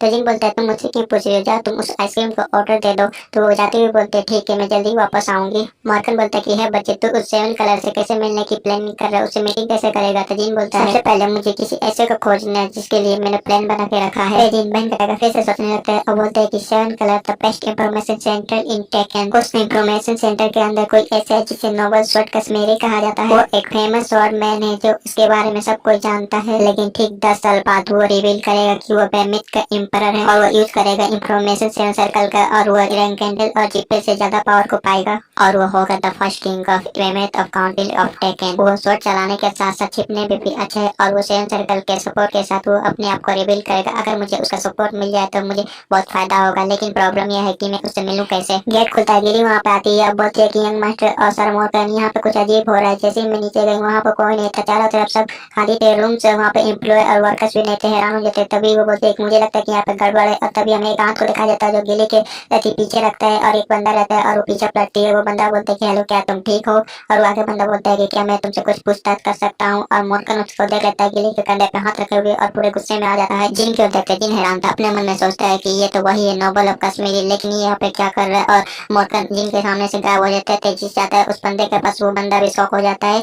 और जिन बोलता है कि मोरकन रुक जाओ, और मोरकन गिली को अपनी ओर साइड करता है और जिन बोलता है कि मोरकन तुम उसे मत मारना, और मोरकन अपनी शैडो एनर्जी को निकाल रहा होता है। वो बंदा अपने शॉट को पकड़ने लगता है, तभी मोरकन बोलता है कि तू कुछ पूछ रहा था थोड़ी देर पहले, तूने पूछा कि क्या हम ठीक है? और बड़ी डरावने अंदाज में बोल रहा होता है। फिर उसके बाद मोरकन उस बंदे के फेस के पास पहुंच जाता है और बोलता है कि क्या तुझे लगता है कि मैं ठीक हूँ? और उस बंदे की बहुत गंदी वाली फट जाती है। जिन बताता है द नोबल स्वॉर्ड कश्मीरी को अचानक से यहाँ पर कैसे आ गया। उसे तो अभी आर्कन के काम को देखना चाहिए था, और वैसे भी हम लोग टेकन के अंदर आते हमने कुछ भी प्रॉब्लम खड़ा नहीं किया। लेकिन सबसे इम्पोर्टेंट बात ये यहाँ पे अकेले नहीं आए, ये यहाँ पर बहुत सारे गार्डों के साथ आए, बहुत सारे हैं। तभी वो मोरकन को बोलता है कि मोरकन वहीं पर रुक जाओ, ये जगह बहुत छोटी है, अगर तुमने यहाँ पर फाइट की तो गिली को भी चोट लग सकता है। और मोरकन उस दीवार को क्रश कर रहा होता है, फिर वो रुक जाता है जिनकी बातें सुन के। फिर वो मोरकन बोलता है उस कश्मीरी स्वॉर्ड से, हे तुम? वो भी बोलता है कि हूँ। मोरकन बोलता है कि क्या तू जानता है कि मैं कौन हूँ? वो बंदा हैरान हो जाता, बोलता है क्या? तो मोरकन बोलता है तू नहीं जानता कि बास्टर्ड मैं कौन हूँ? मैं हूँ एक स्पेशलिस्ट, और वो तुम्हारा जो वर्ड हेलो क्या तुम ठीक हो, ये कितना इन्फ्लुएंस है। और बहुत सारी बकवास करता रहता है। जिन सोचता है कि अच्छा हुआ कि मोरकन वहीं पे रुक गया। फिर मोरकन उस बंदे को धमकाते हुए बोलता है कि क्या तू सभी को अपने से नीचे समझता है क्योंकि तेरे कमर पे स्वॉर्ड है? वो बंदा बोलता है कि नहीं सर। तभी जिन बोलता है कि मोरकन अब रुक भी जाओ, तुम्हारी बातें ऑडियंस को ठीक से समझ में नहीं रही, इसलिए तुम यहीं पे रुक जाओ। फिर उस बंदे से बोलता है कि तुम भी अपने स्वॉर्ड को नीचे रखो और शांत हो जाओ। जिन बोलता है कि तुम जरूर नोबल स्वॉर्ड कश्मीरी हो गए, मैंने तुम्हारे बारे में बहुत सी बातें सुनी है और मैं तुम्हें जानता भी हूँ। वो हैरान हो जाता है और बोलते है कि तुम्हें मेरा नाम कैसे पता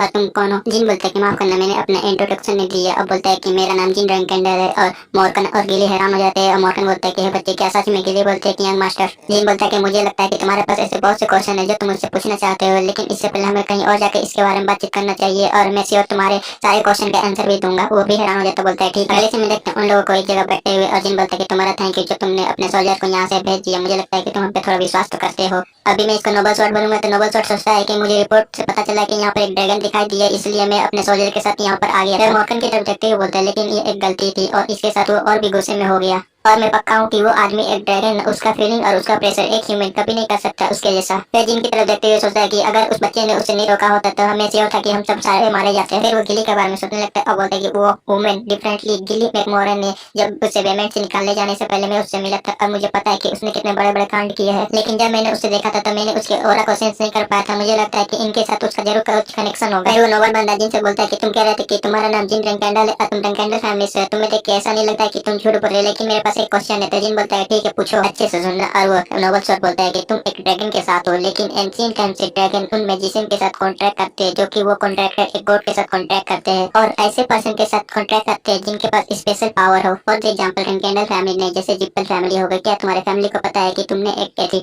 ड्रैगन के साथ कॉन्ट्रैक्ट किया है? अगर ये न्यूज पता चल गई बाहर में तो तुम्हारा फैमिली स्टिल नहीं रहेगी, लेकिन फिर भी तुम एक ऐसे बिग शॉट के साथ हो जो तुम्हारा लाइफ मुश्किल में पड़ सकती है। जिन उसको घुरते हुए बोलता है कि ये बात इंपॉर्टेंट नहीं है कि मैं रंकेंडल का हूँ कि नहीं, तो प्लीज तुम मुझे बताओ कि तुम इस ड्रैगन से मिलने के लिए क्यों आए हो? तो नोबल स्वॉर्ड बोलता है कि तुमने मुझे अपना सीक्रेट को बताया तो मैं जरूर अपने बारे में तुम्हें बताऊंगा। नोबल स्वॉर्ड बोलता है कि तुम जरूर मेरे बेटे से मिले होगे, उसने मुझे बताया कि उसने देखा कि एक बिल्ली को एक आदमी में बदलते हुए। जिन बोलता है कि और तुमने एक छोटी सी बच्ची के बातों के ऊपर विश्वास भी कर लिया। अरे यार मुझे नहीं पता था कि ये इसका फादर होगा, मुझे लगा कि इसका भाई होगा। मदर अलग बवाल है, इसका बाप अलग बवाल है, एनीवे जाने दो। और वो बोलता है कि मेरी बेटी वो एक नॉर्मल बच्ची नहीं है, लेकिन उसने एडमिला के साथ कॉन्ट्रैक्ट बनाया। तभी जिन बोलता है कि क्या तुम इस आइस बोर्ड के बारे में बात कर रहे हो? नोबल स्वॉर्ड बोलता है कि हाँ, द गॉड ऑफ आइस ऐसा कोई रास्ता नहीं है कि मेरी बेटी जो कि एजमेला के कॉन्ट्रैक्टर है वो कभी गलत चीज नहीं देख सकती। तुम्हें तो पता होना चाहिए इस वर्ल्ड के अंदर ऐसे बहुत से पावरफुल लोग हैं जो एजमेला के साथ कॉन्ट्रैक्ट बनाना चाहते हैं। जिन बोलता है कि तुम हमें इतनी इजीली बता रहे हो, तभी मॉर्गन बोलता है कि वेट कुछ गड़बड़ है। फिर मॉर्गन जाता है उस नोबल सोर्ड के पास और बोलता है कि अगर वो एक कॉन्ट्रैक्टर है तो उसका ड्रैगन कहाँ है। मैंने जब उसे देखा तो मुझे कहीं भी उसके आसपास ड्रैगन का सेंस नहीं हुआ। एजमेला जो है वो अपने कॉन्ट्रैक्टर को महत्व देती है, लेकिन उस छोटी बच्ची के पास उसका ड्रैगन ही नहीं है। जिन बोलता है कुछ गड़बड़ है, मुझे नहीं पता कि सिचुएशन क्या है, लेकिन ऐसा ही है। मॉर्गन बोलता है क्या, नोबल सोर्ड भी बोलता है कि हाँ ऐसा ही है। और वो बताने लगता है मेरी बेटी जूलिया का गार्डियन ड्रैगन एक साल पहले अचानक से गायब हो गया था। ऐसा लगता है कि चिपल फैमिली और बेमेट एम्पायर इसके पीछे है, लेकिन ये सिर्फ एक सस्पेक्ट है। मॉर्गन गुस्सा करते हुए चिल्लाते हुए बोलता है कि ऐसा कौन सा बेवकूफ है जो एक ड्रैगन को किडनैप करने के बारे में सोचे, वो भी एक साल तक। तभी अचानक से हैरान होते हुए बोलता है कि वेट एक साल, तुमने कहा कि तुम्हारी बेटी 5 साल की है ना। तो नोबल सोर्ड बोलता है कि हाँ ये सही है। मॉर्गन सीरियस हो जाता है और बोलता है कि अगर ये बात सच है कि वो छोटी बच्ची जमेले का कॉन्ट्रैक्टर है, तो इसका मतलब है कि उसका ड्रैगन उसके पास नहीं है उस एज में। तो तुम्हारी बेटी जल्दी पागल हो जाएगी और उसका बॉडी काम करना बंद कर देगा। नोबल सोर्ड हैरान हो जाता है और आगे मॉर्गन बोलता है कि मेरी बात ध्यान से सुनो, एजमेला का जो कॉन्ट्रैक्टर है वो फ्यूचर को देख सकता है। ह्यूमन के ऊपर इसका कोई असर नहीं पड़ता, लेकिन जब भी ड्रैगन फ्यूचर को देखते हैं उसके मेंटालिटी पर असर होता है। तुम्हारा बेटी अभी भी यंग है और इसलिए वो रियलिटी और ड्रीम के बारे में अच्छे से नहीं जानती है, इसलिए अभी वो ठीक है। अगर वो अपने प्रोटेक्टर के बिना फ्यूचर देखते रहती है जैसा कि अभी देख रही है, तो 1 से 2 साल के अंदर उसके आंख कंट्रोल खो देंगे और उसके बॉडी डिसेबल हो जाएंगे। जिन बोलता है कि मॉर्गन अच्छे से समझाओ, डिटेल्स में ऑडियंस को ठीक से समझ में नहीं आ रहा है। अगर वो फ्यूचर को देखती है तो वो कैसे डिसेबल हो सकती है। मॉर्गन बताता है ठीक है। अब वो बोलता है कि ये प्रिंसिपल से रिलेट करता है, जो फ्यूचर वो देखती है उसे वो काम को करना होगा। जिस मोमेंट पे उसने वो काम को नहीं किया, एजमेला का वो पनिशमेंट स्टार्ट हो जाएगी। और अगर कोई किसी का डेथ का फ्यूचर देखता है तो वो उसमें कुछ नहीं कर सकता, और अगर कोई फ्यूचर को बदलने की कोशिश भी करता है तो वो उसकी बॉडी पूरी तरह से खत्म हो जाएगी। मॉर्गन नोबल सोर्ड से बोलता है कि तुम्हारी बेटी पहले से ही एक अलग वर्ल्ड में रह रही है और मैं तुम्हारे रिएक्शन को देख के बता सकता हूँ कि मैं सही कह रहा हूँ। नोबल सोर्ड शॉक में रहता है। मॉर्गन बोलता है कि तुम्हें जितना जल्द हो सके तुम्हें अपनी बेटी के गार्डियन ड्रैगन को खोजना होगा। उसे बचाने का बस यही एक रास्ता है और कोई रास्ता नहीं है। सुन के अपने दांत खींचने लगता है। अचानक से फिर वो अपने घुटने पे आ जाता है और बोलता है कि ओ महान ड्रैगन, हालांकि मेरे मैनेजर ने इसके मेंशन करने से मना किया, लेकिन मैं हूँ इंफॉर्मेशन चयन कलर हाउस का लीडर। फिर बोलता है कि मुझे अपने आप कॉन्फिडेंट है अपने कैपेबिलिटी के ऊपर, लेकिन मैं 1 साल से अपने बेटी का गार्डियन ड्रैगन को खोज रहा हूँ, लेकिन मैं इसमें अनेबल रहा। मॉर्गन भी बोलता है कि मैं करेक्ट था। जैसे हम लोग टेकन के अंदर पहुंचे, तुम्हारी बेटी सिंपल नहीं थी, ये शायद कॉन्फिडेंट भी नहीं हो सकता है, लेकिन एजमेला वो अपने कॉन्ट्रैक्टर से हेल्प मांग रही है। मॉर्गन का कहने का मतलब है कि ये कॉन्फिडेंट नहीं हो सकता कि हम तुम्हारे बेटी से मिले ऐसी अचानक से। नोबल सोर्ड बोलता है कि ओ महान लॉर्ड प्लीज। तभी मॉर्गन बोलता है कि बस करो, अगर तुम्हें कुछ पूछना ही है। तो वो हैरान हो जाता है और मॉर्गन जिनकी तरफ इशारा करते हुए बोलता है कि जाके मेरे बॉस से बात करो। मॉर्गन बोलता है कि बच्चे इसके बारे में क्या तो करना चाहता है। नोबल सोर्ड के पास जाता है, उसे उठाते हुए बोलता है कि प्लीज खड़े हो जाए। भले ही हमारा रिलेशन उतना अच्छा नहीं है, लेकिन इससे कोई मैटर नहीं करता, ये एक छोटी बच्ची की लाइफ से जुड़ा हुआ है। फिर जिन उसकी ओर देखते हुए बोलता है कि इसलिए सबसे पहले तुम अपने आप को संभाल लो। उसकी जिन की ओर देखते हुए बोलता है कि ठीक है। फिर वो जिन बोलता है कि हम लोग मिलकर तुम्हारी बेटी को खोजेंगे। तो वो झुकते हुए जिनके सामने बोलता है कि आपका काइंडनेस के लिए थैंक यू यंग मास्टर। जिन तभी अपने मन में सोचता है भले ये मेरे प्लान से अच्छा किया है, लेकिन फिर भी मैं खुश नहीं हूँ। अगर सैन कलर भी इसको खोज नहीं पाते, ये प्रॉब्लम बहुत बड़ा है। तभी मॉर्गन बोलता है कि यह बच्चे क्या टेकन जिप्पल फैमिली से जुड़ा हुआ है। तो जिन बोलता है कि नहीं ये थी टेकन एक सिटी है, वो उससे नहीं जुड़ा है, ना रेनकेंडल से ना जिप्पल से।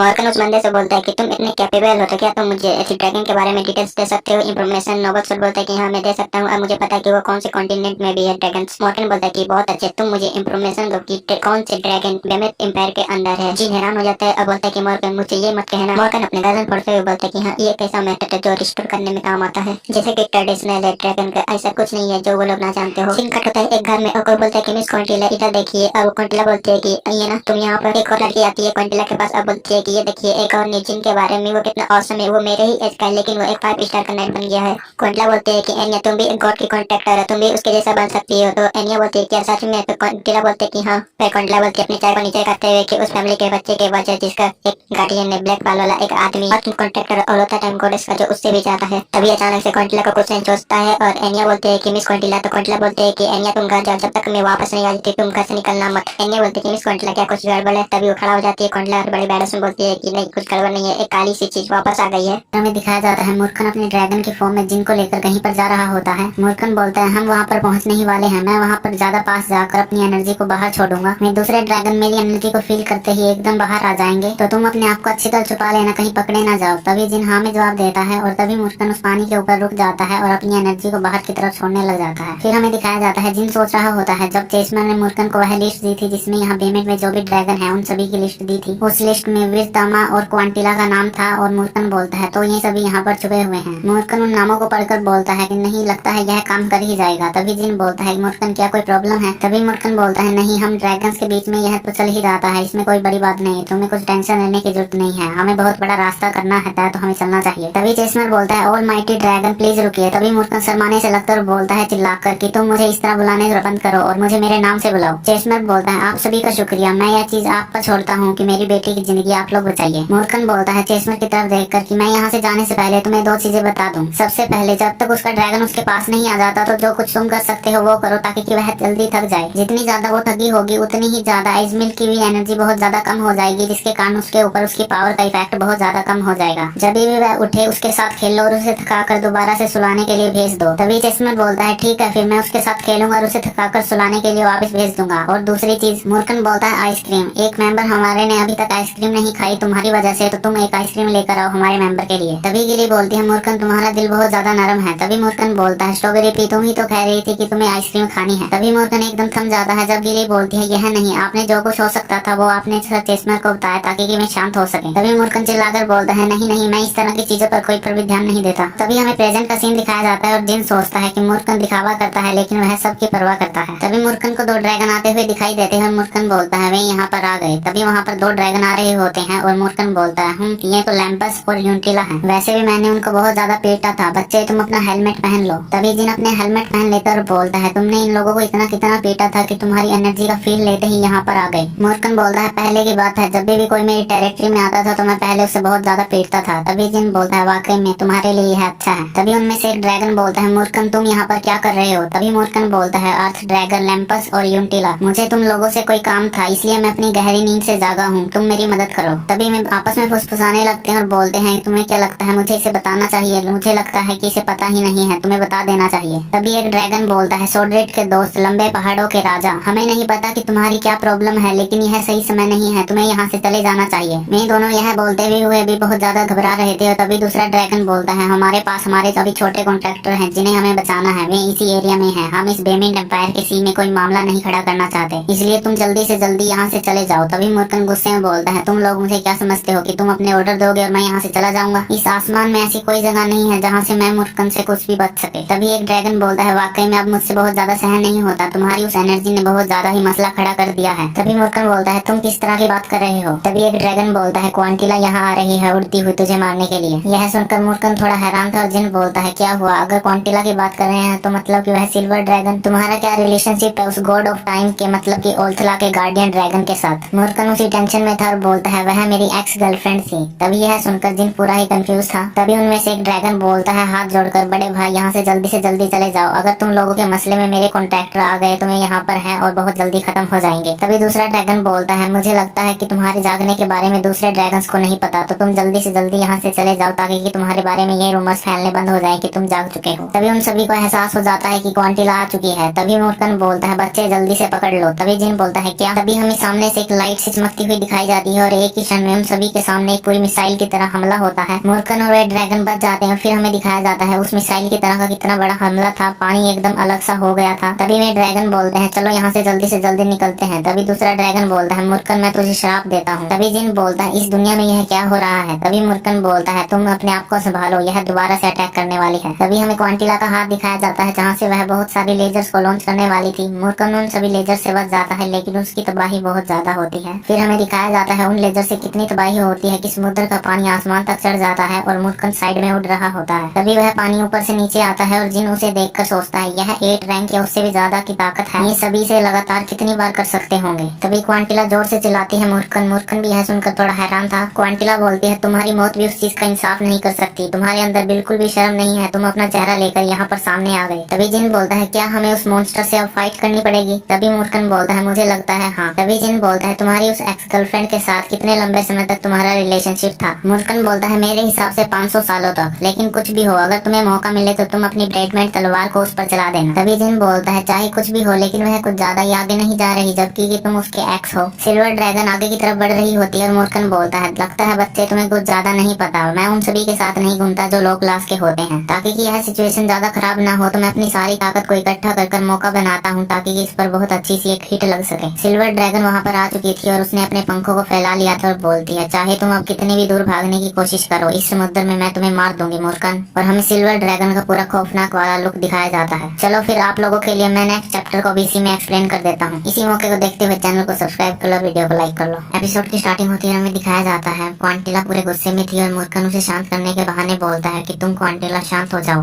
मैं जानता हूँ कि तुम मुझसे नफरत करती हो, लेकिन यहाँ पर जो चीज इम्पोर्टेंट है पहले उसके बारे में बात करते हैं। जो कुछ तुम अब करने जा रही हो वह ज्यादा इम्पोर्टेंट नहीं है। तभी वहाँ दिखाया जाता है कि क्वांटिला कहाँ रुकने वाली थी, वह मूर्खन की तरफ अपने मैजिक से हमला कर देती है। क्वांटिला की वह मैजिक बीम बहुत ज्यादा ताकतवर थी और मूर्खन उससे बड़ी मुश्किल से बचता है। क्वांटिला मूर्खन को दूसरा मौका भी नहीं देती और उड़ते हुए मूर्खन की तरफ तेज रफ्तार में आ रही होती है। मूर्खन यह देखकर एकदम चौंक जाता है और क्वांटिला मूर्खन को एकदम टक्कर मार देती है। जिन मूर्खन की पीठ पे होता है और क्वांटिला दोबारा से मूर्खन पर हमला करने के लिए तैयार होती है। क्वांटिला मूर्खन की गर्दन पर काटना चाहती थी, लेकिन मूर्खन ने अपनी गर्दन को बड़ी मुश्किल से बचाया था। तभी मूर्खन बोलता है तुम्हें यह क्या हो रहा है, तुम इतनी पागल क्यों हो रही हो। तभी सिल्वर ड्रैगन अपनी पूंछ से मूर्खन के चेहरे पर मार देती है और वह पूंछ उसके मूर्खन के चेहरे पर लगती है, जिससे मूर्खन को भी थोड़ा सा अजीब लगता है। और तुरंत उसके बाद सिल्वर ड्रैगन अपनी बीम को लॉन्च करने के लिए तैयार हो जाती है और मूर्खन बोलता है पागल हो क्या इतनी पास से। तभी सिल्वर ड्रैगन अपनी उस बीम को लॉन्च कर देती है और मूर्खन अपनी शैडो एनर्जी रिलीज से उस सारी बीम की एनर्जी को एक बॉल में इकट्ठा कर लेता है। फिर मूर्खन की आंखें चमकने लग जाती हैं और फिर हमें दिखाया जाता है सिल्वर ड्रैगन एकदम यह देखकर चौंक चुकी थी। मूर्खन और सिल्वर ड्रैगन के ऊपर एक ब्लैक कलर की पूरी बॉल सी बन चुकी थी। तभी वह शैडो एनर्जी मूर्खन के चारों तरफ इकट्ठा होने लग जाती है। यह देखकर सिल्वर ड्रैगन एकदम चौंक जाती है, मतलब कि क्वांटिला। तभी मूर्खन उस ब्लैक होल के अंदर बोलता है चलो मैंने अभी के लिए कुछ समय ले लिया। तभी जिन बोलता है शुक्र है मैंने तुम्हें यहाँ तक फॉलो किया, वरना तुम तो उसी के एक ही झटके में मर जाते। तभी मूर्खन बोलता है मैं नहीं मरने वाला था, चाहे क्वांटिला कितनी भी ताकतवर हो जाए वह यहाँ पर नहीं आ सकती। बाहर क्वांटिला ने मूर्खन की शैडो एनर्जी में अपना हाथ दे दिया था और अंदर मूर्खन बोल रहा होता है अगर मुझे कोई भी मौका नहीं मिलेगा और बातचीत से यह चीज नहीं सोल्व होगी तो हमें दूसरा रास्ता ढूंढना पड़ेगा उसे शांत करने के लिए। तभी क्वांटिला मूर्खन की शैडो एनर्जी को फाड़ देती है और बोलती है तुम्हें लगा कि तुम अपनी शैडो एनर्जी को यूज कर लोगे, तुम्हारी किस्मत बहुत ज्यादा खराब है। यह देखकर मूर्खन चौंक चुका था, बोलता है तुमने यह कैसे। तभी क्वांटिला बोलती है तुम बहुत बड़े बेवकूफ हो, तुम्हें नहीं पता कि तुम कितने समय से कितने ज्यादा कमजोर हो चुके हो। यह तुम्हारी सबसे बड़ी गलती थी यह सोचना कि तुम पहले जितने ही ताकतवर हो। मूर्खन बोलता है क्वांटिला तुम उन बातों को पिछली बातों को क्यों नहीं छोड़ देती, मैं यहाँ पर इसलिए आया था क्योंकि मुझे कुछ पूछना था। तभी क्वांटिला बोलती है पुराने समय के लिए। यह सुनकर मूर्खन थोड़ा सा घबरा जाता है और क्वांटिला पूरे गुस्से में बोलती है अगर मैं पुराने समय की सोचूं तो मैं यहाँ पर तुम्हारे टुकड़े टुकड़े करने पर भी रुकना नहीं चाहती। तभी मूर्खन तेज रफ्तार में जाकर क्वांटिला को पकड़ लेता और उसको बुड़का मारने की कोशिश करता है और मूर्खन बोलता है क्वांटिला तुम शांत क्यों नहीं हो जाती, मैंने तो तुमसे सिर्फ ब्रेकअप ही किया था। तभी क्वांटिला गुस्से में बोलती है सिर्फ ब्रेकअप, और मूर्खन के चेहरे पर मुक्का मार देती है और बोलती है इसीलिए तो तुम्हें यहाँ पर मार पड़ रही है। तभी मूर्खन को वह मुक्का पड़ता है और वह एकदम अपने आप को संभालता है और जिन की तरफ देखकर बोलता है अभी। और तभी जिन मूर्खन के ऊपर को भागता हुआ आसमान में उड़ जाता है और मूर्खन बोलता है बच्चे अभी जाओ। तभी क्वांटिला जिन को देख लेती है और बोलती है क्या एक इंसान जिन हवा में ही होता है और सोचता है। इसकी स्किन बहुत ज्यादा हार्ड है जिस पर मूर्खन को भी एक बाइट लगाने में बहुत ज्यादा मुश्किल हुई, लेकिन यहाँ पर अब मुझे बहुत ज्यादा आसान हो जाएगा क्योंकि मूर्खन के उस वार ने मेरे लिए एक छोटा सा मौका खोल दिया है और मूर्खन की यह बची हुई शैडो एनर्जी, अब यह काम आसान हो जाएगा। तभी क्वांटिला के चारों तरफ से शैडो एनर्जी जिन की तलवार पर इकट्ठा होने लगती है और जिन क्वांटिला पर वार करने के लिए पूरी तैयारी से आगे बढ़ रहा होता है। तभी जिन सोचता है शैडो एनर्जी रिलीज और उस शैडो एनर्जी की तलवार से वह क्वांटिला पर पूरा वार कर देता है और क्वांटिला एकदम चिल्लाती है और उस वार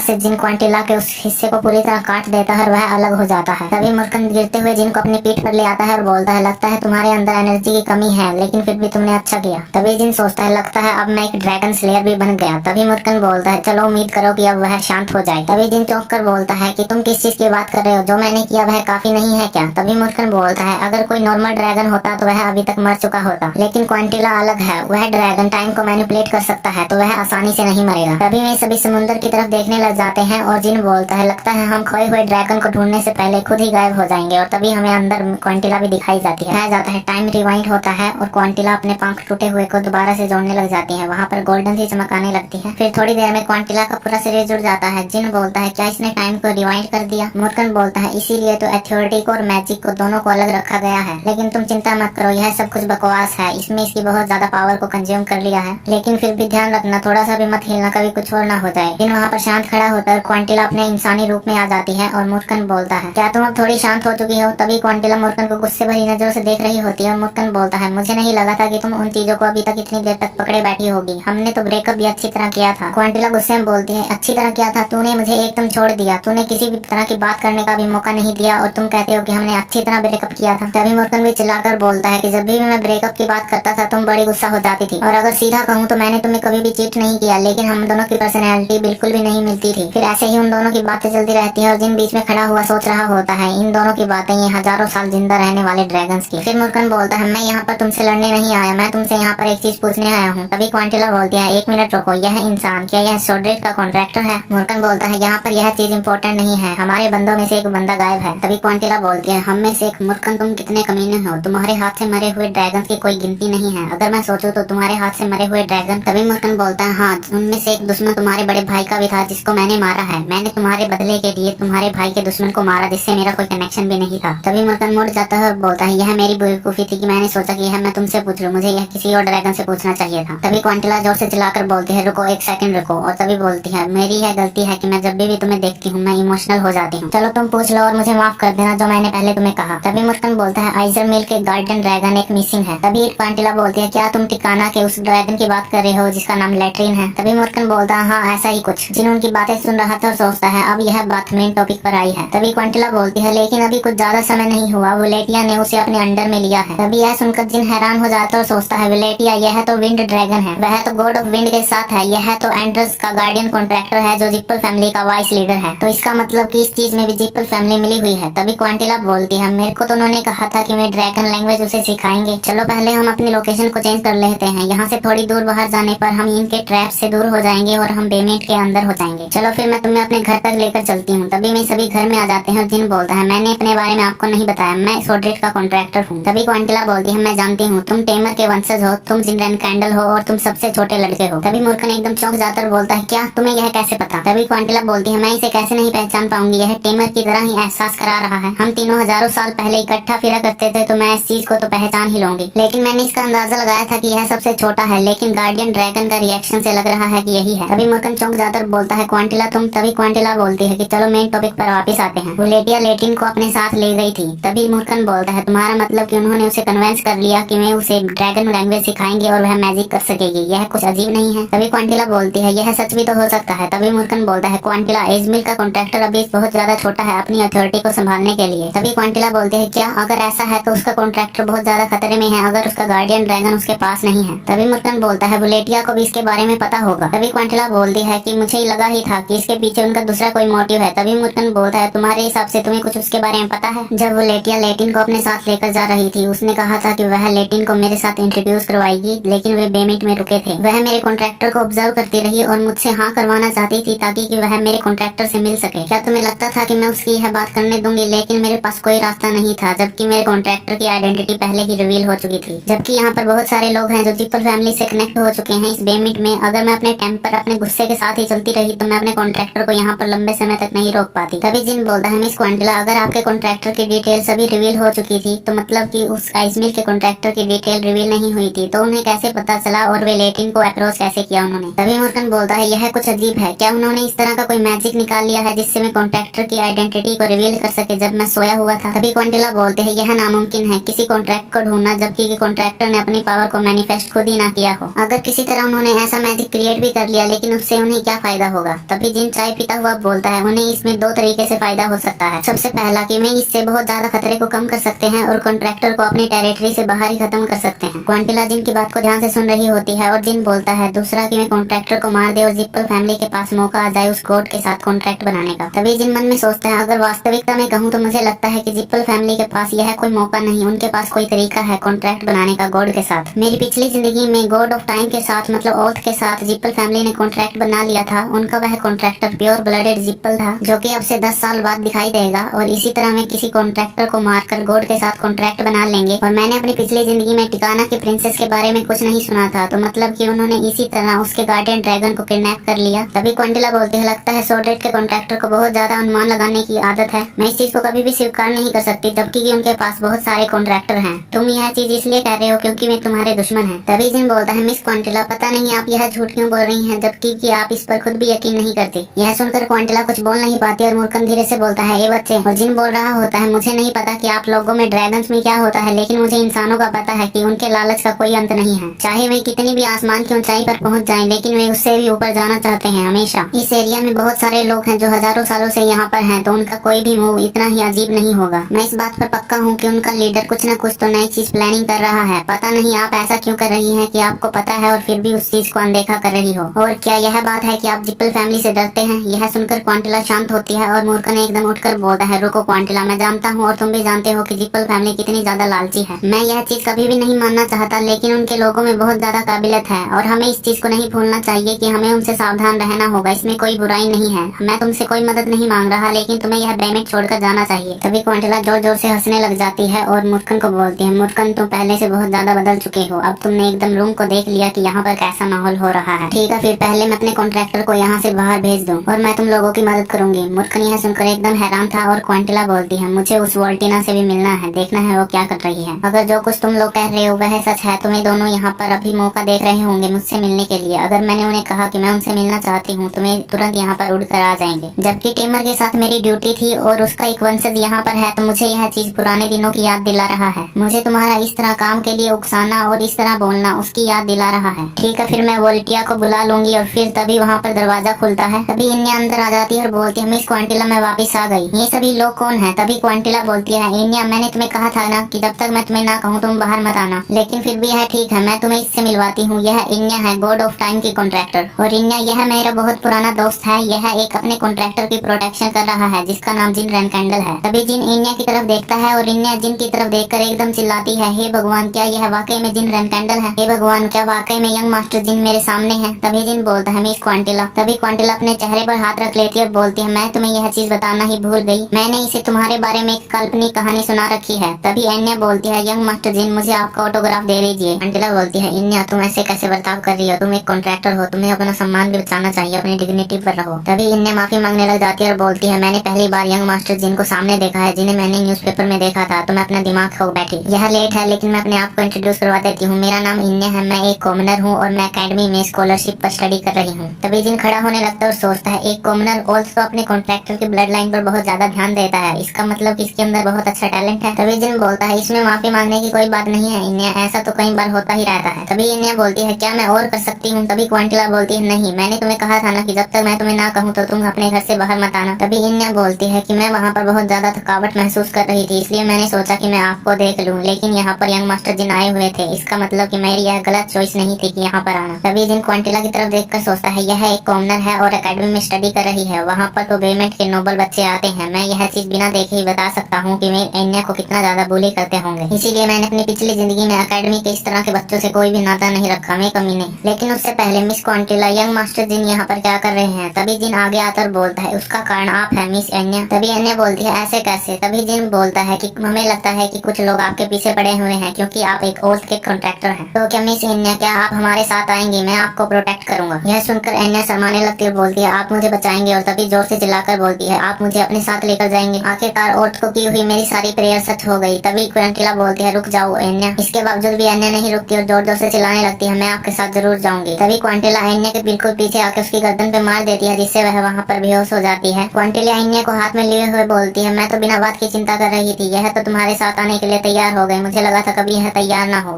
अगर इसके इस इलेक्शन से लगाए तो यह तुम्हारे साथ रेनकैंडल फैमिली के बेसमेंट के प्रिजन में भी जाने के लिए तैयार हो जाएगी। तभी जिन बोलता है, बेसमेंट का प्रिजन? हमारे वहाँ फैमिली में ऐसा कोई प्रिजन नहीं है। तभी क्वांटिला बोलती है, इस तरह का तुम्हें बर्ताव करने की कोई जरूरत नहीं है कि जैसे कि तुम्हें इस चीज का पता है ना हो। वहाँ पर अगर ड्रैगन हो सकता है तो वे भी हो सकते हैं। तभी जिन बोलता है, मुझे कुछ समझ में नहीं आया। तभी मूर्खन की जोर से आवाज आती है कि तुम लोग क्या बातें कर रहे हो, और मूर्खन एकदम वहाँ पर सो जाता है। तभी वे दोनों उसकी तरफ देखते हैं और क्वांटिला बोलती है, इसने किसी का इंतजार भी नहीं किया। तभी क्वांटिला बोलते हैं, जिन रेनकैंडल। तभी जिन हाँ में जवाब देता है। क्वांटिला बोलती है, मेरा यह कारण है कि मैं तुम्हारी मदद इसलिए करना चाहती हूँ, मेरी टीमर के प्रति लॉयल्टी थी और मैं अपने कॉन्ट्रैक्टर को भी बचाना चाहती हूँ। लेकिन इनमें सबसे बड़ा कारण यह है, जो वह आदमी है जो उस सोफे पर बड़ा हुआ सो रहा है, इसको नहीं पता कि यह कितना ज्यादा कमजोर हो चुका है। मैं शर्त लगा सकती हूँ, अगर यह वोल्टिया से लड़ने चला तो यह पक्का हार जाएगा। अगर हमें वोल्टिया से लड़ना पड़ा तो मैं उससे लड़ूंगी। तभी जिन बोलता है, क्या वह इतनी ज्यादा ताकतवर है? तभी क्वांटिला बोलती है, वह है, लेकिन यह बहुत ज्यादा कमजोर हो चुका है। मेरा वह अटैक जो मैंने उससे समुद्र पर किया था, अगर यह हजारों साल पहले होता तो यह मूर्खन के लिए बिल्कुल ही मजाक की तरह होता। तभी क्वांटिला बोलती है, मैंने उसके बारे में तो सोचा नहीं, जब तक वोल्टिया यहाँ पर आती है तुम कहाँ पर रुकोगे? यह तुम्हारे लिए ठीक रहेगा कि तुम मेरे इस प्लेस पर रुक जाओ? तभी जिन बोलता है, मुझे इसमें कोई दिक्कत नहीं है। तभी क्वांटिला बोलती है, ठीक है, फिर तुम्हें कोई दिक्कत नहीं है, लेकिन तुम्हें अपने ड्रैगन से पूछना पड़ेगा, कहीं उसे अपनी एक्स गर्लफ्रेंड के प्लेस पर रुकने में कोई दिक्कत हो। तभी जिन सोचता है, सिल्वर ड्रैगन को जब मैं पहली बार मिला था तो मुझे बिल्कुल ही अजीब लगा था, लेकिन अब मुझे अच्छी तरह समझ में आ रहा है। तभी जिन बोलता है, ठीक है, फिर यह मान जाएगा। तभी क्वांटिला बोलती है, ठीक है, फिर अब समय होने ही वाला है। तभी जिन बोलता है, आप किसी चीज के बारे में भूल गई है क्या? तभी क्वांटिला बोलती है, अब से 10 सेकंड बाद एन्या उठ जाएगी तो तुम्हें उसे अच्छी तरह सिचुएशन को समझा देना है। तभी जिन बोलता है, मुझे माफ करना, लेकिन आपने इतने जोर से तो उसे हिट किया था कि कोई भी अच्छा मार्शल आर्टिस्ट जो ट्रेन हुआ है वह इतनी जल्दी नहीं उठ पाएगा। इन्हें सोई हुई थी और एकदम उसकी आंख खुल जाती है और वह बोलती है यंग मास्टर जिन, और जिन उसकी तरफ देखता है और क्वांटिला बोलती है इस दुनिया में ऐसी कई सारी चीजें हैं जिसके बारे में कोई हिसाब नहीं लगा सकता और उसके पीछे का कोई कारण नहीं दे सकता। तो मैं यह चीज आपके भरोसे छोड़ती हूँ कि आप अन्य को सिचुएशन के बारे में बता दीजिए कि यहाँ पर क्या चल रहा है और उसे क्या करना है। तभी हमारा सीन शिफ्ट होता है, हमें दिखाया जाता है जिन ने अन्य को सारी बात बता दी थी और